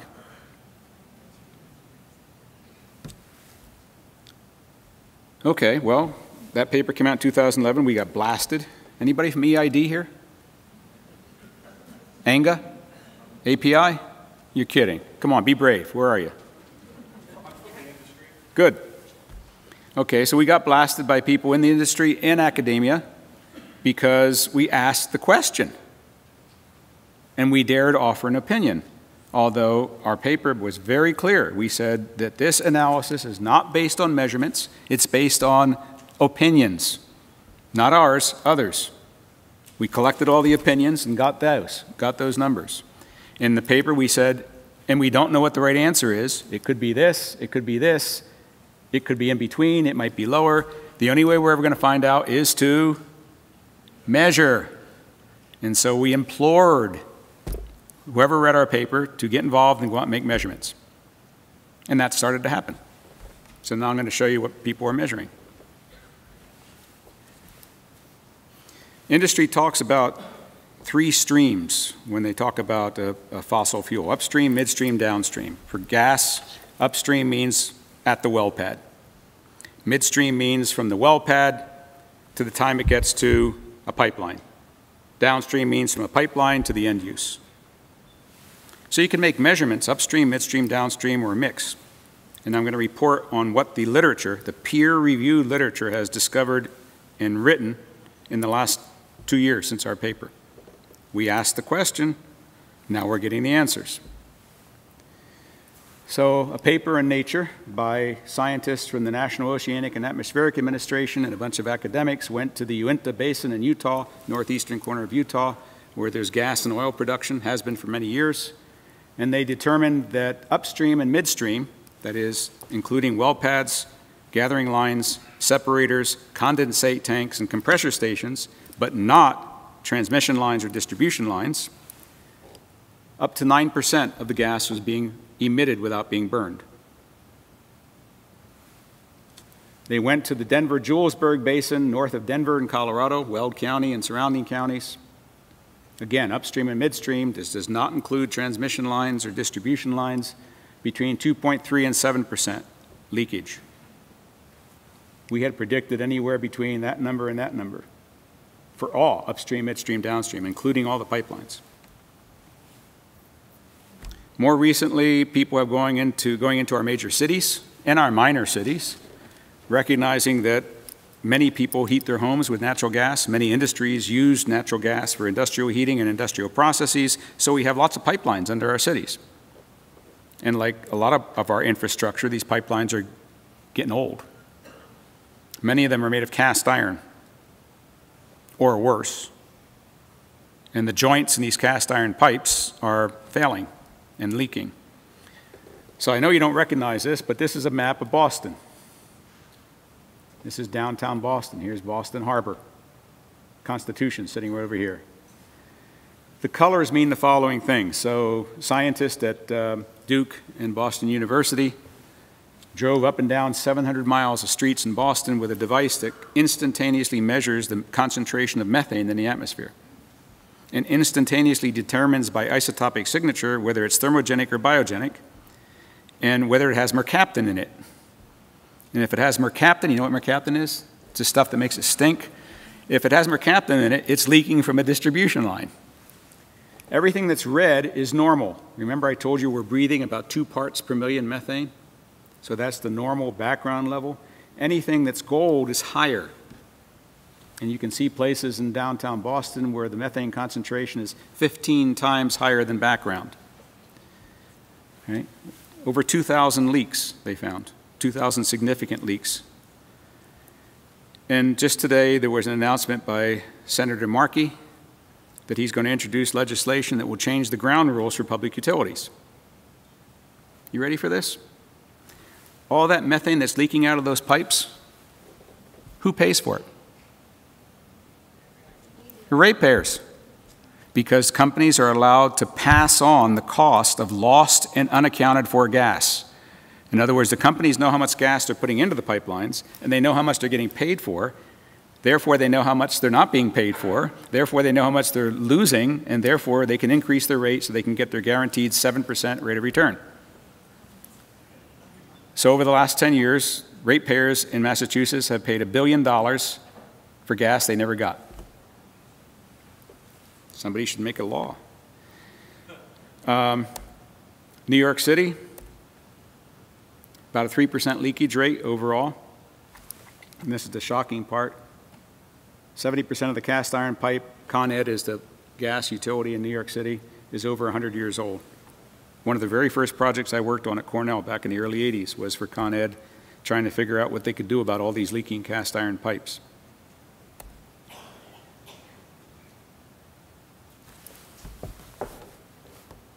Anybody recognize the city? This is the same team, people from Duke and Boston University, that are going to a lot of the major cities and doing the same kind of measurements. This is Washington, D.C. 5,893 pipeline leaks on 1,500 road miles in Washington, D.C., including leak rates is, again, let's see, that's 27 times background, 13 times background, close to the Capitol building. Some of these leaks are what are called Category 1 leaks. These are typically at major intersections where there are manhole covers, and the manhole covers are covering up the gas pipelines, and they found, I think, 26 or 27 intersections where the methane concentration under the manhole was 80% methane or more. In other words, explosive. And there have been situations where there are exploding manhole covers. They should be fixed. Downtown Los Angeles has an active oil and gas field. Downtown Los Angeles, within the city limits, there is an active oil and gas field. So same techniques. This is done by NOAA. This is the natural background level, about 2 parts per million, and here are the spikes that they're noticing around that gas and oil field. And so this is from the latest paper. Looking at the Los Angeles basin, up to 17% of the natural gas produced in the region is leaking.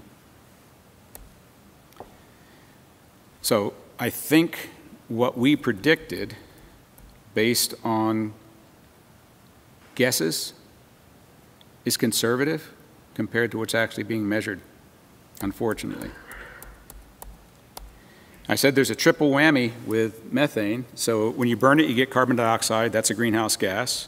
So increasing our production of methane is increasing carbon dioxide in the atmosphere. And that's the wrong way, but it's also getting unburned methane into the atmosphere, and I just showed you that's bad. But you've probably seen pictures like this. This is, where's Houston? Washington County, okay. So periodically processing plants have to blow down and burn off, and they're not burning off pure methane. And when it happens, then you get black carbon. So I came here tonight to talk to you about leaking wells, and I said there were going to be 2 aspects of leaking wells that were going to be important to you. One would be local. Can a leaking gas well affect my drinking water well? And the answer is yes, it could. Will it inevitably? No. What's the probability? We're getting close to being able to answer that question. We have a lot more data from which to extract information than we had 5 years ago. I also said we'd look at the other end of the spectrum, which is when a well leaks, puts methane into the atmosphere. And methane is a greenhouse gas, and it's very potent. So now I want to explain to you, this is the last chart. Stay with me, last one. This also appeared in the Journal of Science. Came out last year, so it's now a year old. Done by a very large number of the very best climate scientists around the world, headed by Dr. Drew Shindell at NASA. And it's the best picture we had a year ago at our climate future and past from the point of view of global warming. So once again, I'll explain everything that's in the chart, and then we'll decide what information it's transmitting to us. Horizontal axis is year. Here's 1900. Here's 2010. This paper appeared in 2012 based on analysis that was done at the end of 2010. Here's 2070. This is a measure of global warming. You've all heard about the 2 degrees centigrade limit, the fact that we've had about 0.8 of a degree centigrade warming. This is actual measurements, the squiggly line. You shouldn't expect that the Earth is going to warm uniformly with a beautiful smooth curve. There are ups and downs. Sometimes it cools in a year, sometimes it warms in a year. Sometimes there are whole periods when it cools off, and then periods when it warms up again. Very complex. So this is data, actual measurements. There are two colors here, two zones. One is called the last warning zone, which begins at 1.5 degrees centigrade and ends at 2 degrees centigrade. That's 3.6 degrees Fahrenheit. For those of you who don't know the correct conversion, that's 3.6 degrees Fahrenheit. And then there's the danger zone, which is anything above 2 degrees centigrade, and I'll tell you about why that's dangerous in a minute. And then there are 4 curves. So these curves are not data, they're predictions. They're computer simulated predictions. You get the very best scientists who think they understand all the physics, all the chemistry, all the biology, all the botany, all the fluid flow mechanics of how the Earth's atmosphere works and how the atmosphere interacts with the Earth and with outer space. And you program that all up into a monstrously large computer program, and different groups around the world have their own programs. This is not the result of any one program, it's the result of many programs and the average of many programs, and each program is run many times because there are so many variables, so many knobs you can turn. So, in 2010, these guys published a paper that said, well, there are 4 scenarios we might consider. What should we do about global warming? What should we do about carbon dioxide? What should we do about methane? What should we do about black carbon? They picked 4 scenarios. First scenario is called the reference scenario. That's the purple line. And that means business as usual. They just program into these computer programs, these simulators, using Monte Carlo simulation, the same rate of production of fossil fuels that's predicted by the industry, by the EIA and by the IEA, the International Energy Agency, the Energy Information Agency, and the various operators like BP and Exxon who do their own predictions. They predict how much fossil fuel is going to be used. They have to. It's part of their business model. You can't fault Exxon for not predicting how much gas and oil they're going to sell. Okay? So you take all that information and you say, don't change anything. Don't put a carbon tax, don't reduce, don't constrain, business as usual. And the computer model says, if that happens, then we reach the yellow zone in the year 2040. Nope, this is 2030. 2030. We reach the red zone in 2043. I think a lot of us will still be alive. Certainly our children will be alive. Certainly our grandchildren will be alive. And since this is a computer prediction, it has error. I said that how many times tonight? No prediction is a number. It's got an error bar. Here's the error bar. That. So this line could be all the way up here, or it could be all the way down here. We don't know. Computer model is not perfect. It's not exact. It's a prediction into the future. So that's scenario number 1. Scenario number 2 is, if we had started in 2010 to substantially reduce the rate at which we're burning fossil fuels, oil, coal, natural gas, we would gradually reduce carbon dioxide in the atmosphere. But if and only if we reduce the rate of burning. That is, we can't increase the use of fossil fuels, we start to decrease the use of fossil fuels in 2010, but we didn't. Nor did we do it in 11 or 12 or 13. And the computer model says, well, if we start to reduce carbon dioxide using carbon dioxide reduction measures, we can delay getting into the red zone by about 2 years. That's pretty bad news. Do you understand why that's true? In other words, if we had done everything that we might politically, economically, and sociologically have done starting in 2010 to reduce the burning of fossil fuels, it doesn't make a hell of a difference. The reason is the carbon dioxide stays in the atmosphere for 1,000 years. The stuff that's up there right now that's causing global warming is stuff, this is going to be hard to take, folks, stuff that we largely put there. We meaning Western Europe, the United States, Russia, because we industrialized first. Unless somebody invents some way to suck it out of the atmosphere, it's going to be there, and we really don't have an effect until many years from now. So that's scenario number 2. Scenario number 3 is, suppose back in 2010, we took measures to substantially reduce emissions of methane and black carbon into the atmosphere. We stopped drilling for natural gas, we stopped fracking for natural gas, we stopped compressing it, processing it, storing it, transmitting it, and distributing it. In other words, we stopped all the leaks gradually around the world. By the way, the EPA doesn't control China or Russia or Brazil or the USA. But if we had started back in 2010 with reductions in methane and black carbon, look what happens. The climate changes more rapidly. The atmosphere is more responsive to changes in methane concentration than carbon dioxide. Why?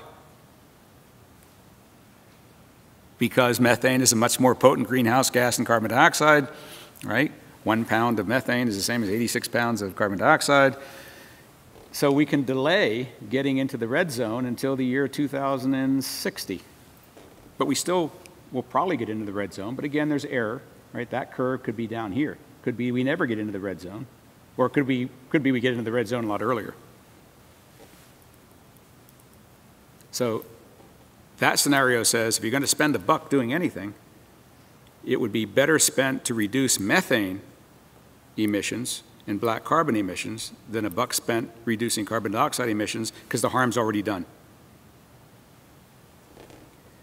Finally, the obvious thing that we should have been doing, starting much earlier than this, is measures to reduce, not reduce the rate of increase, but reduce the actual burning and emission of carbon dioxide, methane, and black carbon.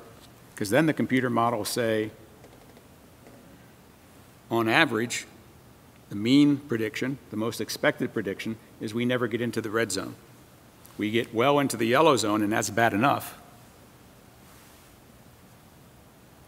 So that's the best they had done in 2010, and sometime in the next few weeks, this will be updated based on the latest IPCC AR5. And of course, we'll have 3 more years of data here. And these error bars are going to shrink because we don't have to predict as far into the future. The farther into the future you try to predict, the larger the errors. This 2 degrees centigrade is the number that most climate scientists say is really the number that's going to cause various tipping points as a result of global warming. Some of those we're already seeing. Glaciers retreating, Arctic,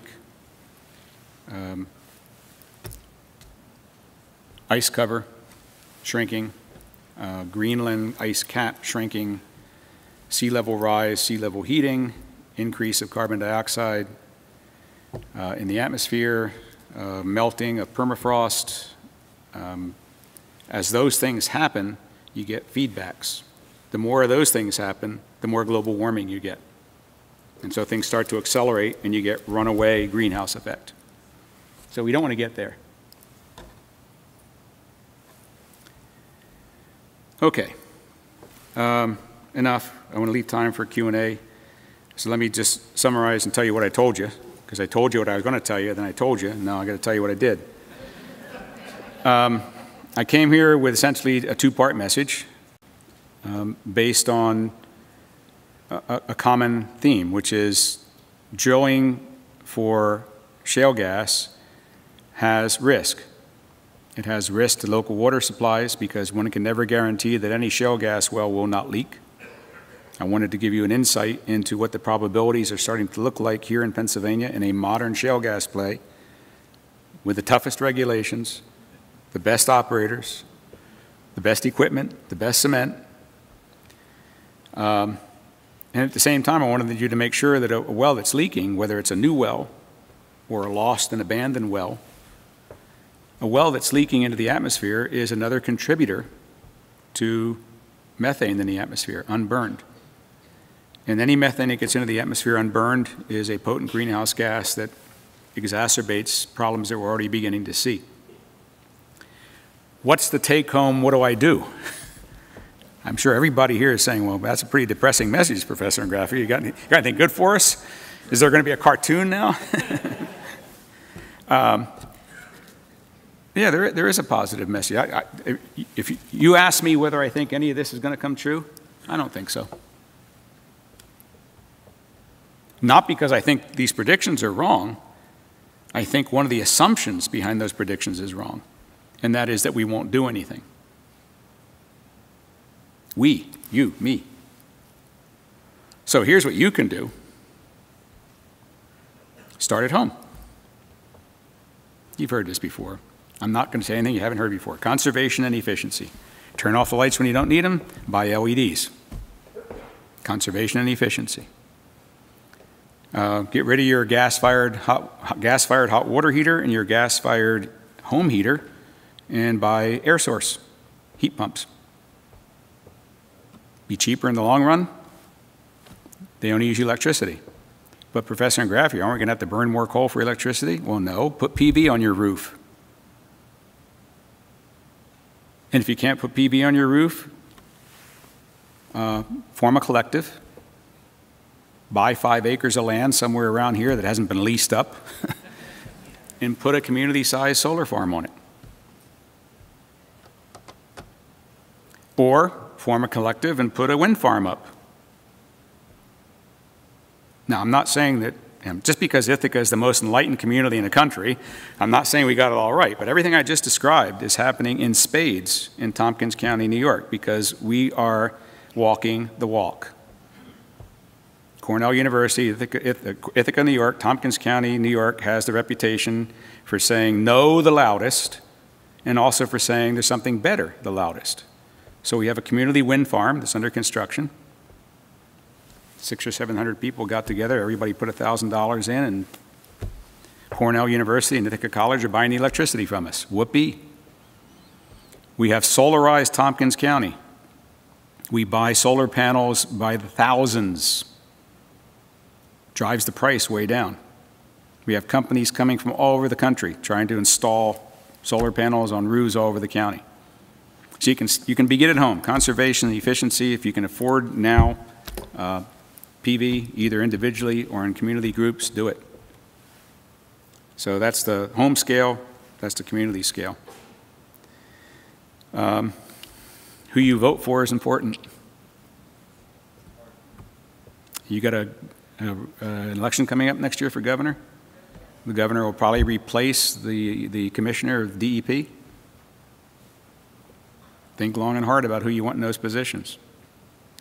So there are things we can do. And this astounding thing that is often lost in all the noise about fracking is that most of the things we do wind up costing us less money than we're paying now for the fuel we're using. And all those things that we do reduce potential human health effects. So the obvious question then is, why don't you do them? Misinformation, uninformation, hesitation. Some of them take some initial capital investment that you might not have right now. I can understand that. But we can all do something. The next car you buy, the next appliance you buy. Are you recycling or are you not recycling? It all helps. So that's the message. I wanted to leave you with an uplifting note of yes, we all have a responsibility of being part of the problem, but we all have the opportunity to become part of the solution to the problem. So accept the former, do the latter. Thank you very much, and look for questions.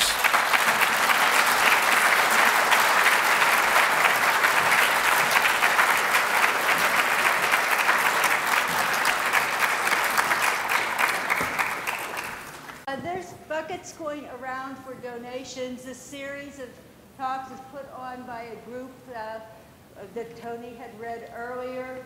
We do all this with donated money, so please, if you be generous, so we can continue this work. Thank you. I'm sorry. I just want to say something about that, by the way. The donations you're making, they're not to me. I made a joke at the beginning of my talk about my big honorarium. I don't accept any form of remuneration for any talk I give anywhere at any time.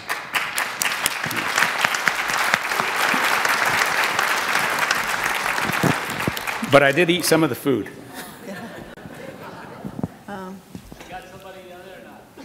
I think, wait, somebody were? I really would like to. I have 50 acres. I really am looking into solar, wind, all of that. But in the meantime, I have a question. If you heat with natural gas or propane, and that natural gas or propane was from shale gas drilling, since shale a lot of times captures the radiation, could that actually like stay in the propane and stay in the natural gas that you're heating with? This I do know for certain, that black shales, like the Marcellus and the Utica, are located because of their naturally occurring radioactive signature during well logging. It's the way that the shales are located. But just because there's radiation down there doesn't necessarily mean that it can come into contact with humans in such a way that it becomes a threat. I don't know if it does or it does not. I know that that's an active area of research. I know that the New York State currently does not have an environmental impact statement or a set of regulations for shale gas development. Did you hear what I just said?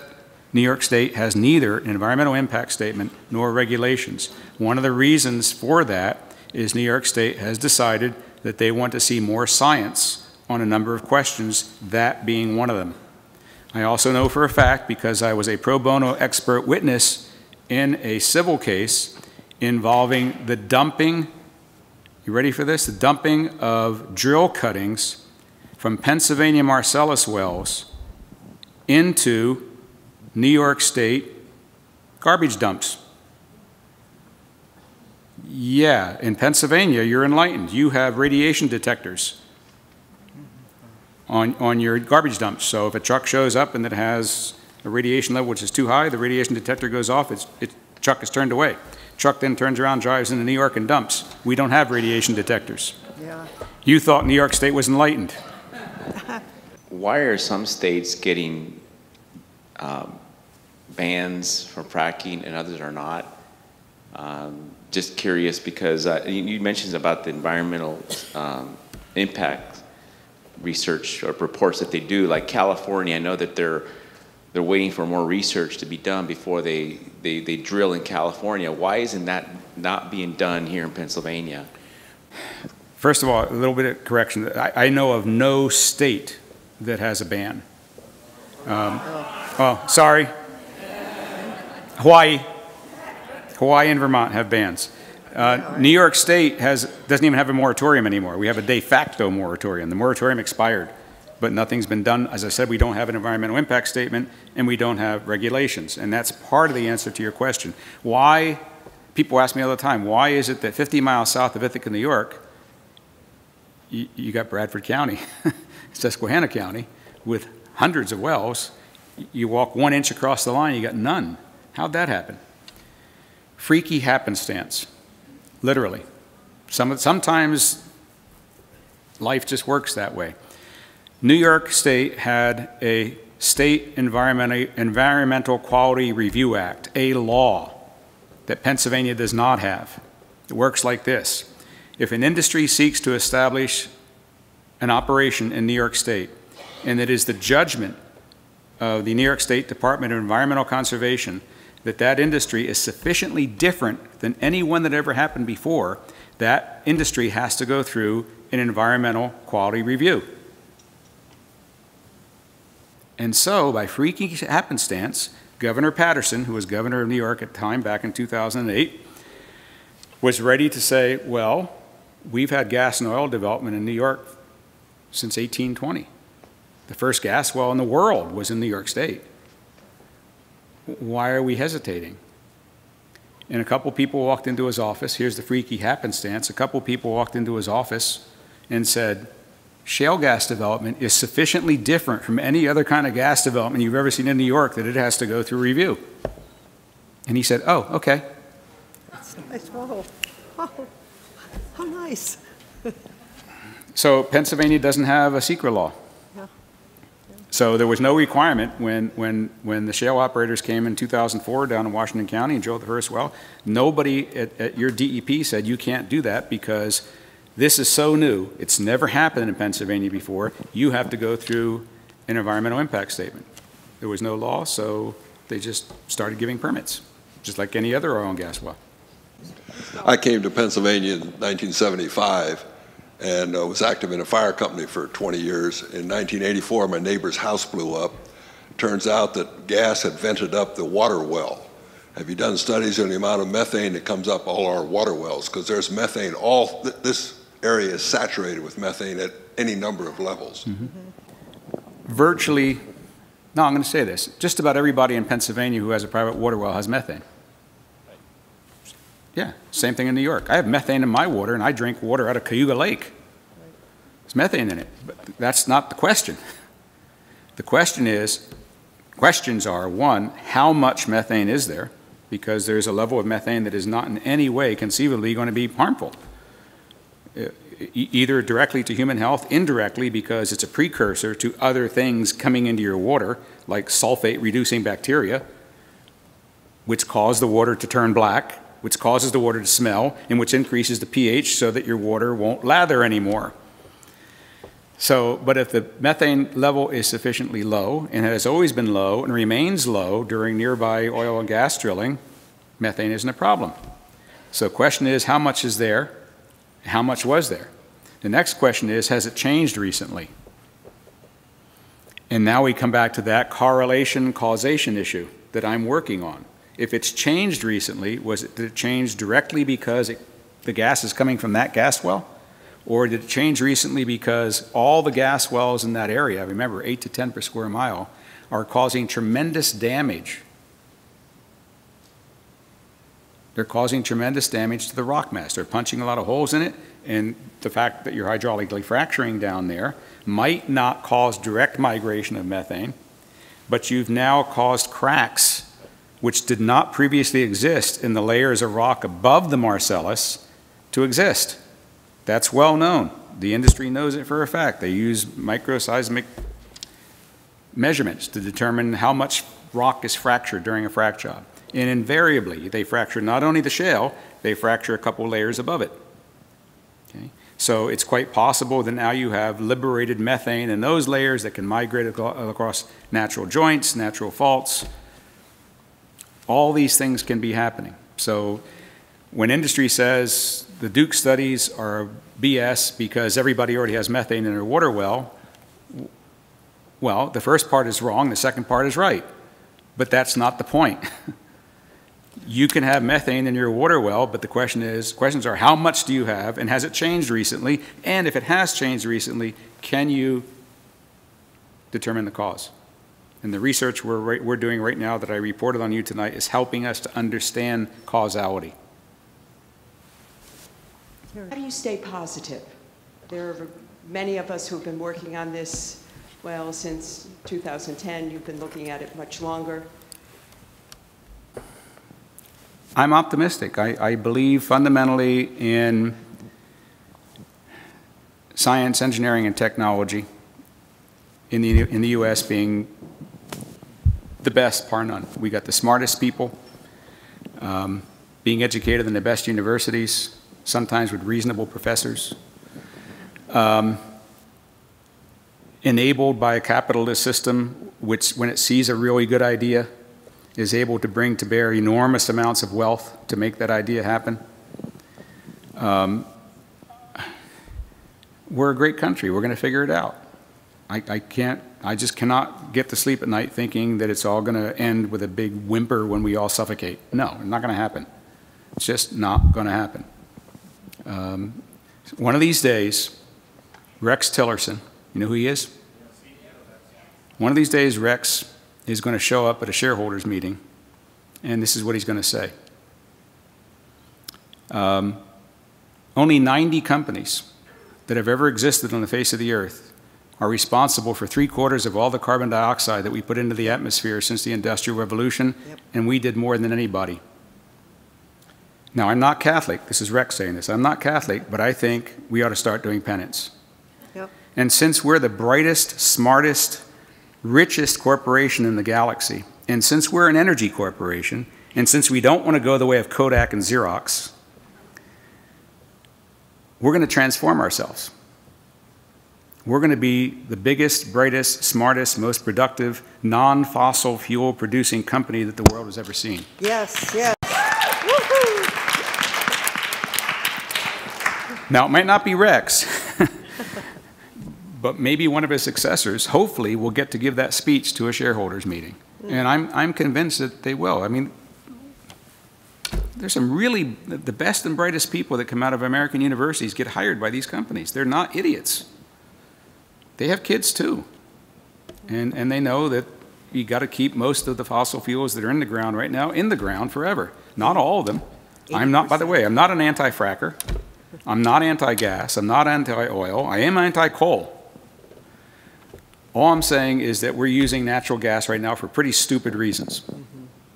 We're using it to heat our homes, we're using it to heat our hot water, and we're using it to generate electricity. And we can do all those things with renewable energy. Yes. Are we going to continue to need natural gas? Absolutely.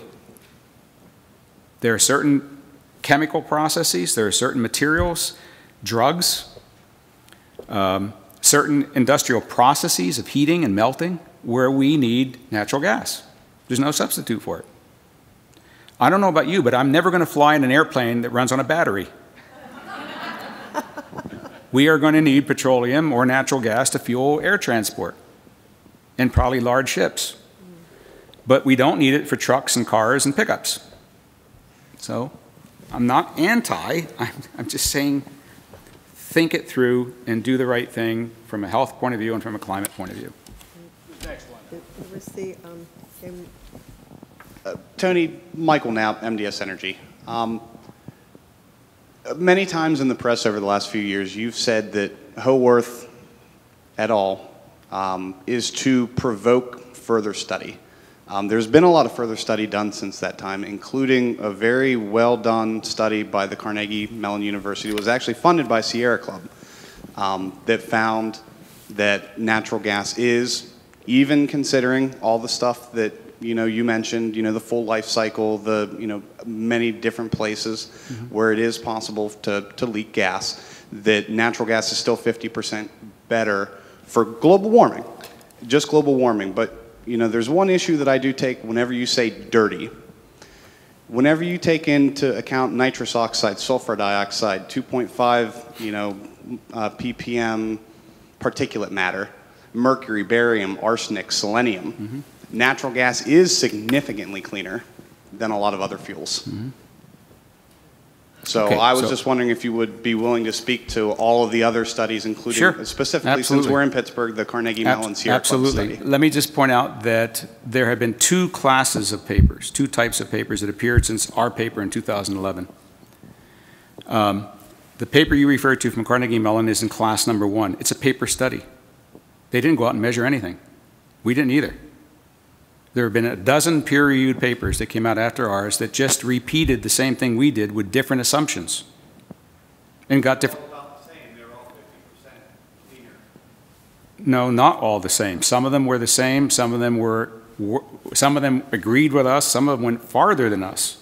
But the point is, all those papers were just biding time. Nothing can be concluded until measurements are made.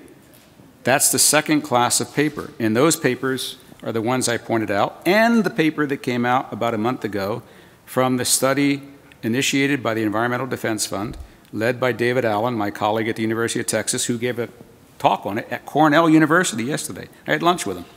And the first thing he said, you can check him, is David Allen. He's the director of that project.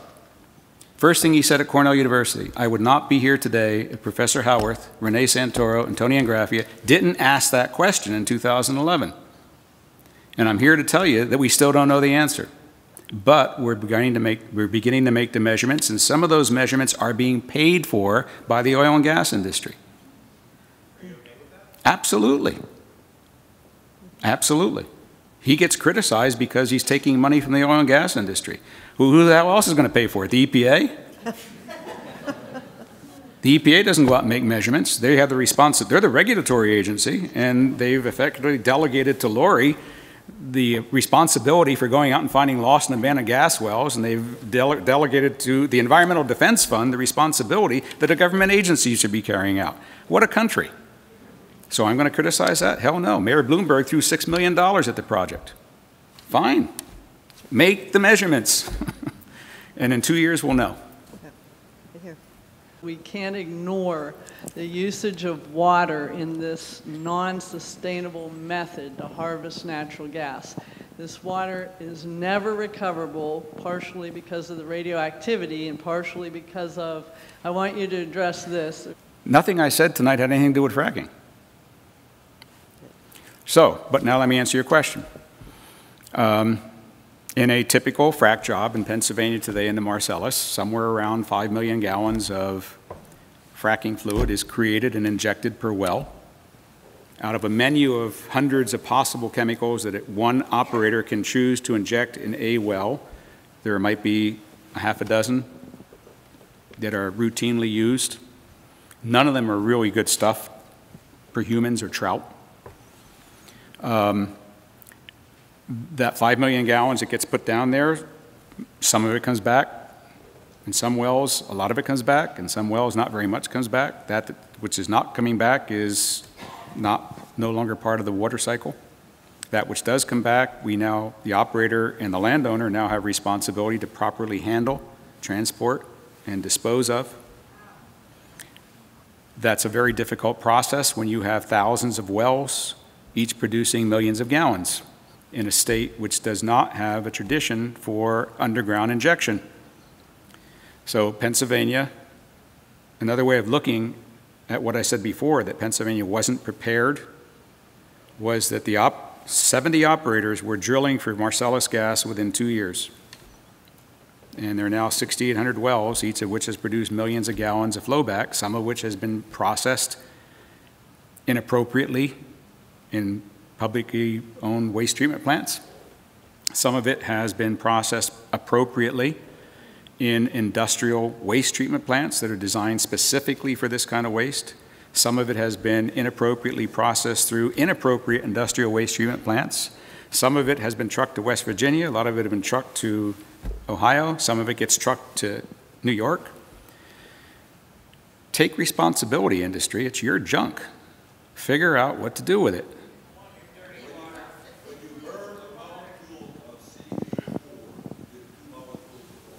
You get more water back than you used. But that water doesn't stay where you took it from. It doesn't go back to the stream you took it out of. It doesn't go back to the local ecosystem you took it out of. Ask the people in Texas right now. Ask the farmers who are now closing off their farms and making more money selling their water for fracking than they were selling their livestock. Is that a long-term wise thing to do? So, yeah, you can argue whether there's a net gain or loss of drinking water, but there's one thing that's incontrovertible. The water that does come back up is no longer drinkable. You spoke of the microseismic studies, and I've seen some of those done, and you're a rock mechanic, I'm a geologist as well. Most of the microseismic studies show that about 1,500 feet is the farthest that they can travel, but the Marcellus here in this area is 7,000 feet down. So I'm curious as to how you can think that fluids from that can travel up to the aquifer, which at best most water wells in Pennsylvania are 200 or 300 feet. Yeah, sure. That's a common question. So point number one, microseismics do not measure the extent of hydraulic fracturing. Anybody know why? What does a microseismic array hear? Shear waves or P waves? Anybody know? S waves, shear waves from shearing. So the extent of fracturing that's opening mode, I'm a fracture mechanic, I know this stuff. There's shearing mode, there's opening mode. Opening mode is not sensed by microseismics. So what you're seeing, first of all, are lower bounds on the height. So there could be much higher. We don't know. But it's irrelevant because I did not emphasize fracking tonight. I don't emphasize fracking in any of my talks because of all the possible risks to human life, animal life, plant life, the environment, and climate. The thing I'm worried least about is fracking. However, don't misconstrue what I'm saying. I am not saying that it's not a worry. If it was not a worry, the EPA and the Congress of the United States would not have invested 3 years and $50 million so far on a study called Potential Impacts of Hydraulic Fracturing on Drinking Water. That study is ongoing. We will know when that study is done, hopefully, if it's done well, how to quantify that risk. Any scientist, any geologist, any geomechanic, any rock mechanic which says it is absolutely impossible for fracking per se, in the short term or long term, to ever have any impact on drinking water is a fool. The best you're going to be able to say is the likelihood of it happening in this period of time, whether it's a year, 10 years, or 1,000 years, the likelihood is this number. And that's what the EPA is trying to get using the very best people in our national laboratories, in industry, and in academia. I participate in every workshop that study holds on fracking and drinking water. I've been to 3 workshops. So I'm there. I see what's going on. And it's very, very well done. The industry respects the people who are doing the work. Part of the work is being done by people in the industry. We'll know. So I don't lie awake at night not being able to fall asleep because of that problem, but it's not a zero problem. Good question. Does the industry have a safer way of extracting the gas than by what they're doing now? And if so, why aren't they using it? Is it possible to stimulate a shale formation like Marcellus or Utica? Is there a possible way of stimulating it without using water-based fracking fluid? The answer is yes. There are whole textbooks written on well stimulation. Chapter 1, water-based. Chapter 2, gel-based. Chapter 3, nitrogen-based. Chapter 4, propane-butane-based. Hell, in the late 40s and early 50s, they used napalm. There was a lot of it around after the war, right? And some other companies, one company in particular recently, has said, well, if napalm worked, napalm is a hydrocarbon, a mix of hydrocarbons. So they started to experiment using propane-based or butane-based fracking. And it can work. It's been shown to work. But it hasn't been shown to work efficiently on long lateral wells in shale formations. And it hasn't been shown to be economically competitive. So, but from a geochemical point of view, it's a much, I'm being complimentary here. Again, American ingenuity. It's a much smarter thing to inject a hydrocarbon into a hydrocarbon well to get hydrocarbons to come back out than it is to inject water into a hydrocarbon well to get hydrocarbons to come out. George Mitchell, the arguable father of slick water hydraulic fracturing with long laterals, was labeled a fool. The people in the Society of Petroleum Engineers who now venerate him, he's the saint, he's a god, he died recently. He's a god. When he was doing it back in the early 90s, they were laughing at him. You're injecting water in a gas well? That's the standard method of killing a well. You want a well to stop production, inject water in it. And he found out that, you know, like a good Texan, if a little bit of water doesn't work, a lot will work a lot better. Especially if you add some chemicals. In light of some of the stuff you said tonight about inspections, I went to a forum last night and I got to talk to one of our gubernatorial candidates. And his solution to drilling in Marcellus Shale and the other shales was more inspectors. Do you see that working? Where shale gas development is currently happening, the rate of development should decrease and should only be accompanied by strict inspection. I've got to define that. Followed by appropriate violations, followed by violations where appropriate, followed by fines that are appropriate to the harm done. So that's there's two problems there. Pennsylvania is not going to stop doing what it's doing anytime soon. And as you know, there are never enough inspectors. There are never enough experienced inspectors because they're always able to go get a job in the oil and gas industry for a lot more than you're willing to pay them as taxpayers. There's never enough inspectors with the experience to know what they're looking at. And right now, the fine structure is just laughable. John Hanger said it many times before he left office. What's the harm done? Now, the largest fine ever paid in the state of Pennsylvania for shale gas violations is in the hundreds of thousands of dollars. Hundreds of thousands, not millions. There are gas wells in Susquehanna that are producing $1 million worth of gas a month.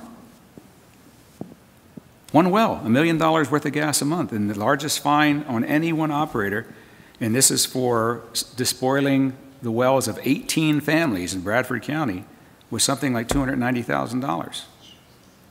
Well, okay, so the company, I'm sorry. There's no, regulations should be seen as commandments, like the 10 Commandments, thou shalt not, and if you do, you will be penalized so that it won't do it again. It doesn't work that way. So the answer to your question is it would be a lot better if we had more inspectors. It would be a lot better if the inspectors were all very experienced. It would be a lot better if the inspectors were empowered to slap fines that were appropriate to the harm done. Maybe we'd have fewer corner cutting. I was wondering if you've read the paper, Is the Earth Expletive? It was presented at a geophysical conference in San Francisco. And basically what it says is the only way to stop business as usual runaway climate change is via direct action. The answer is yes, I read that expletive deleted paper. Okay. My second part of the question is any of your research being used at COP19 in Warsaw? And the third part is how many people in EID or ANGA do you think that critique you have a basic understanding of Z-scores or p-values? Wow. Okay, so the paper that we're referring to literally had an expletive deleted title, and it was given at a very prestigious conference by a very prestigious scientist, and it was shocking to everybody. And it literally said the only way we're going to stop this, all those curves I showed you, if we had started in 2010 to drastically reduce the rate at which we're producing and burning methane, carbon, coal, and oil, the only way we're going to have those curves start flopping down is by direct action. Okay, every scientist, engineer, every citizen has to make choices. So I'll speak as a scientist engineer. I can do what we in the academy call over the transom science. I could take the paper that I told you we're about to submit, that I talked about tonight, and once the paper gets published, I can throw it over the transom of my door in my office and hope somebody comes along and reads it, maybe does something with it.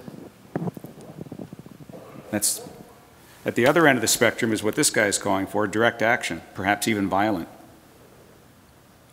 Or, I'm going to get arrested. I'm going to lie down in front of the trucks. I'm going to break into well sites. I'm going to destroy equipment. In between, there's a whole spectrum of things that individuals can choose to do. You can be an advocate without being an activist. You can be an activist and not be an advocate. You can be an activist and not be a violent protester. So I made my choice. I'm an advocate. I don't activate. I don't go out and carry signs. I don't sit in on people's, I don't get arrested. I don't sit in Governor Cuomo's office. I choose to take the science that I do, and I choose to interpret the science that others do and make sure that the power structure hears it, sees it, and understands it. That's called advocacy. That's well known in the scientific and engineering community as a responsibility for those who want to assume it. There's no dictum that says a scientist has to be an advocate.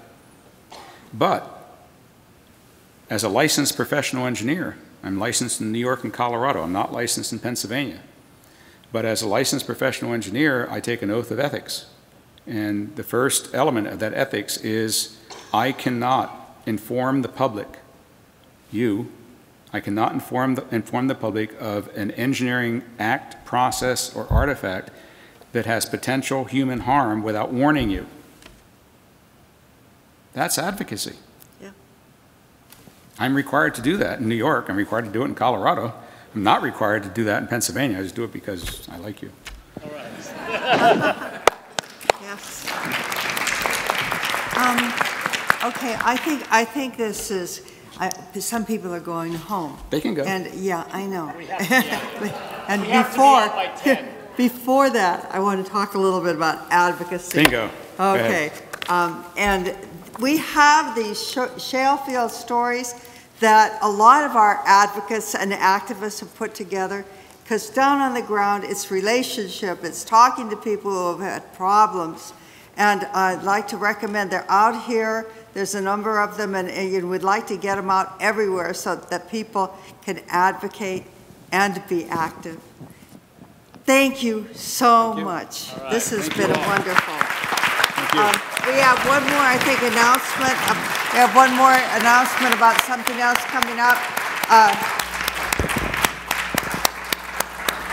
Thank you.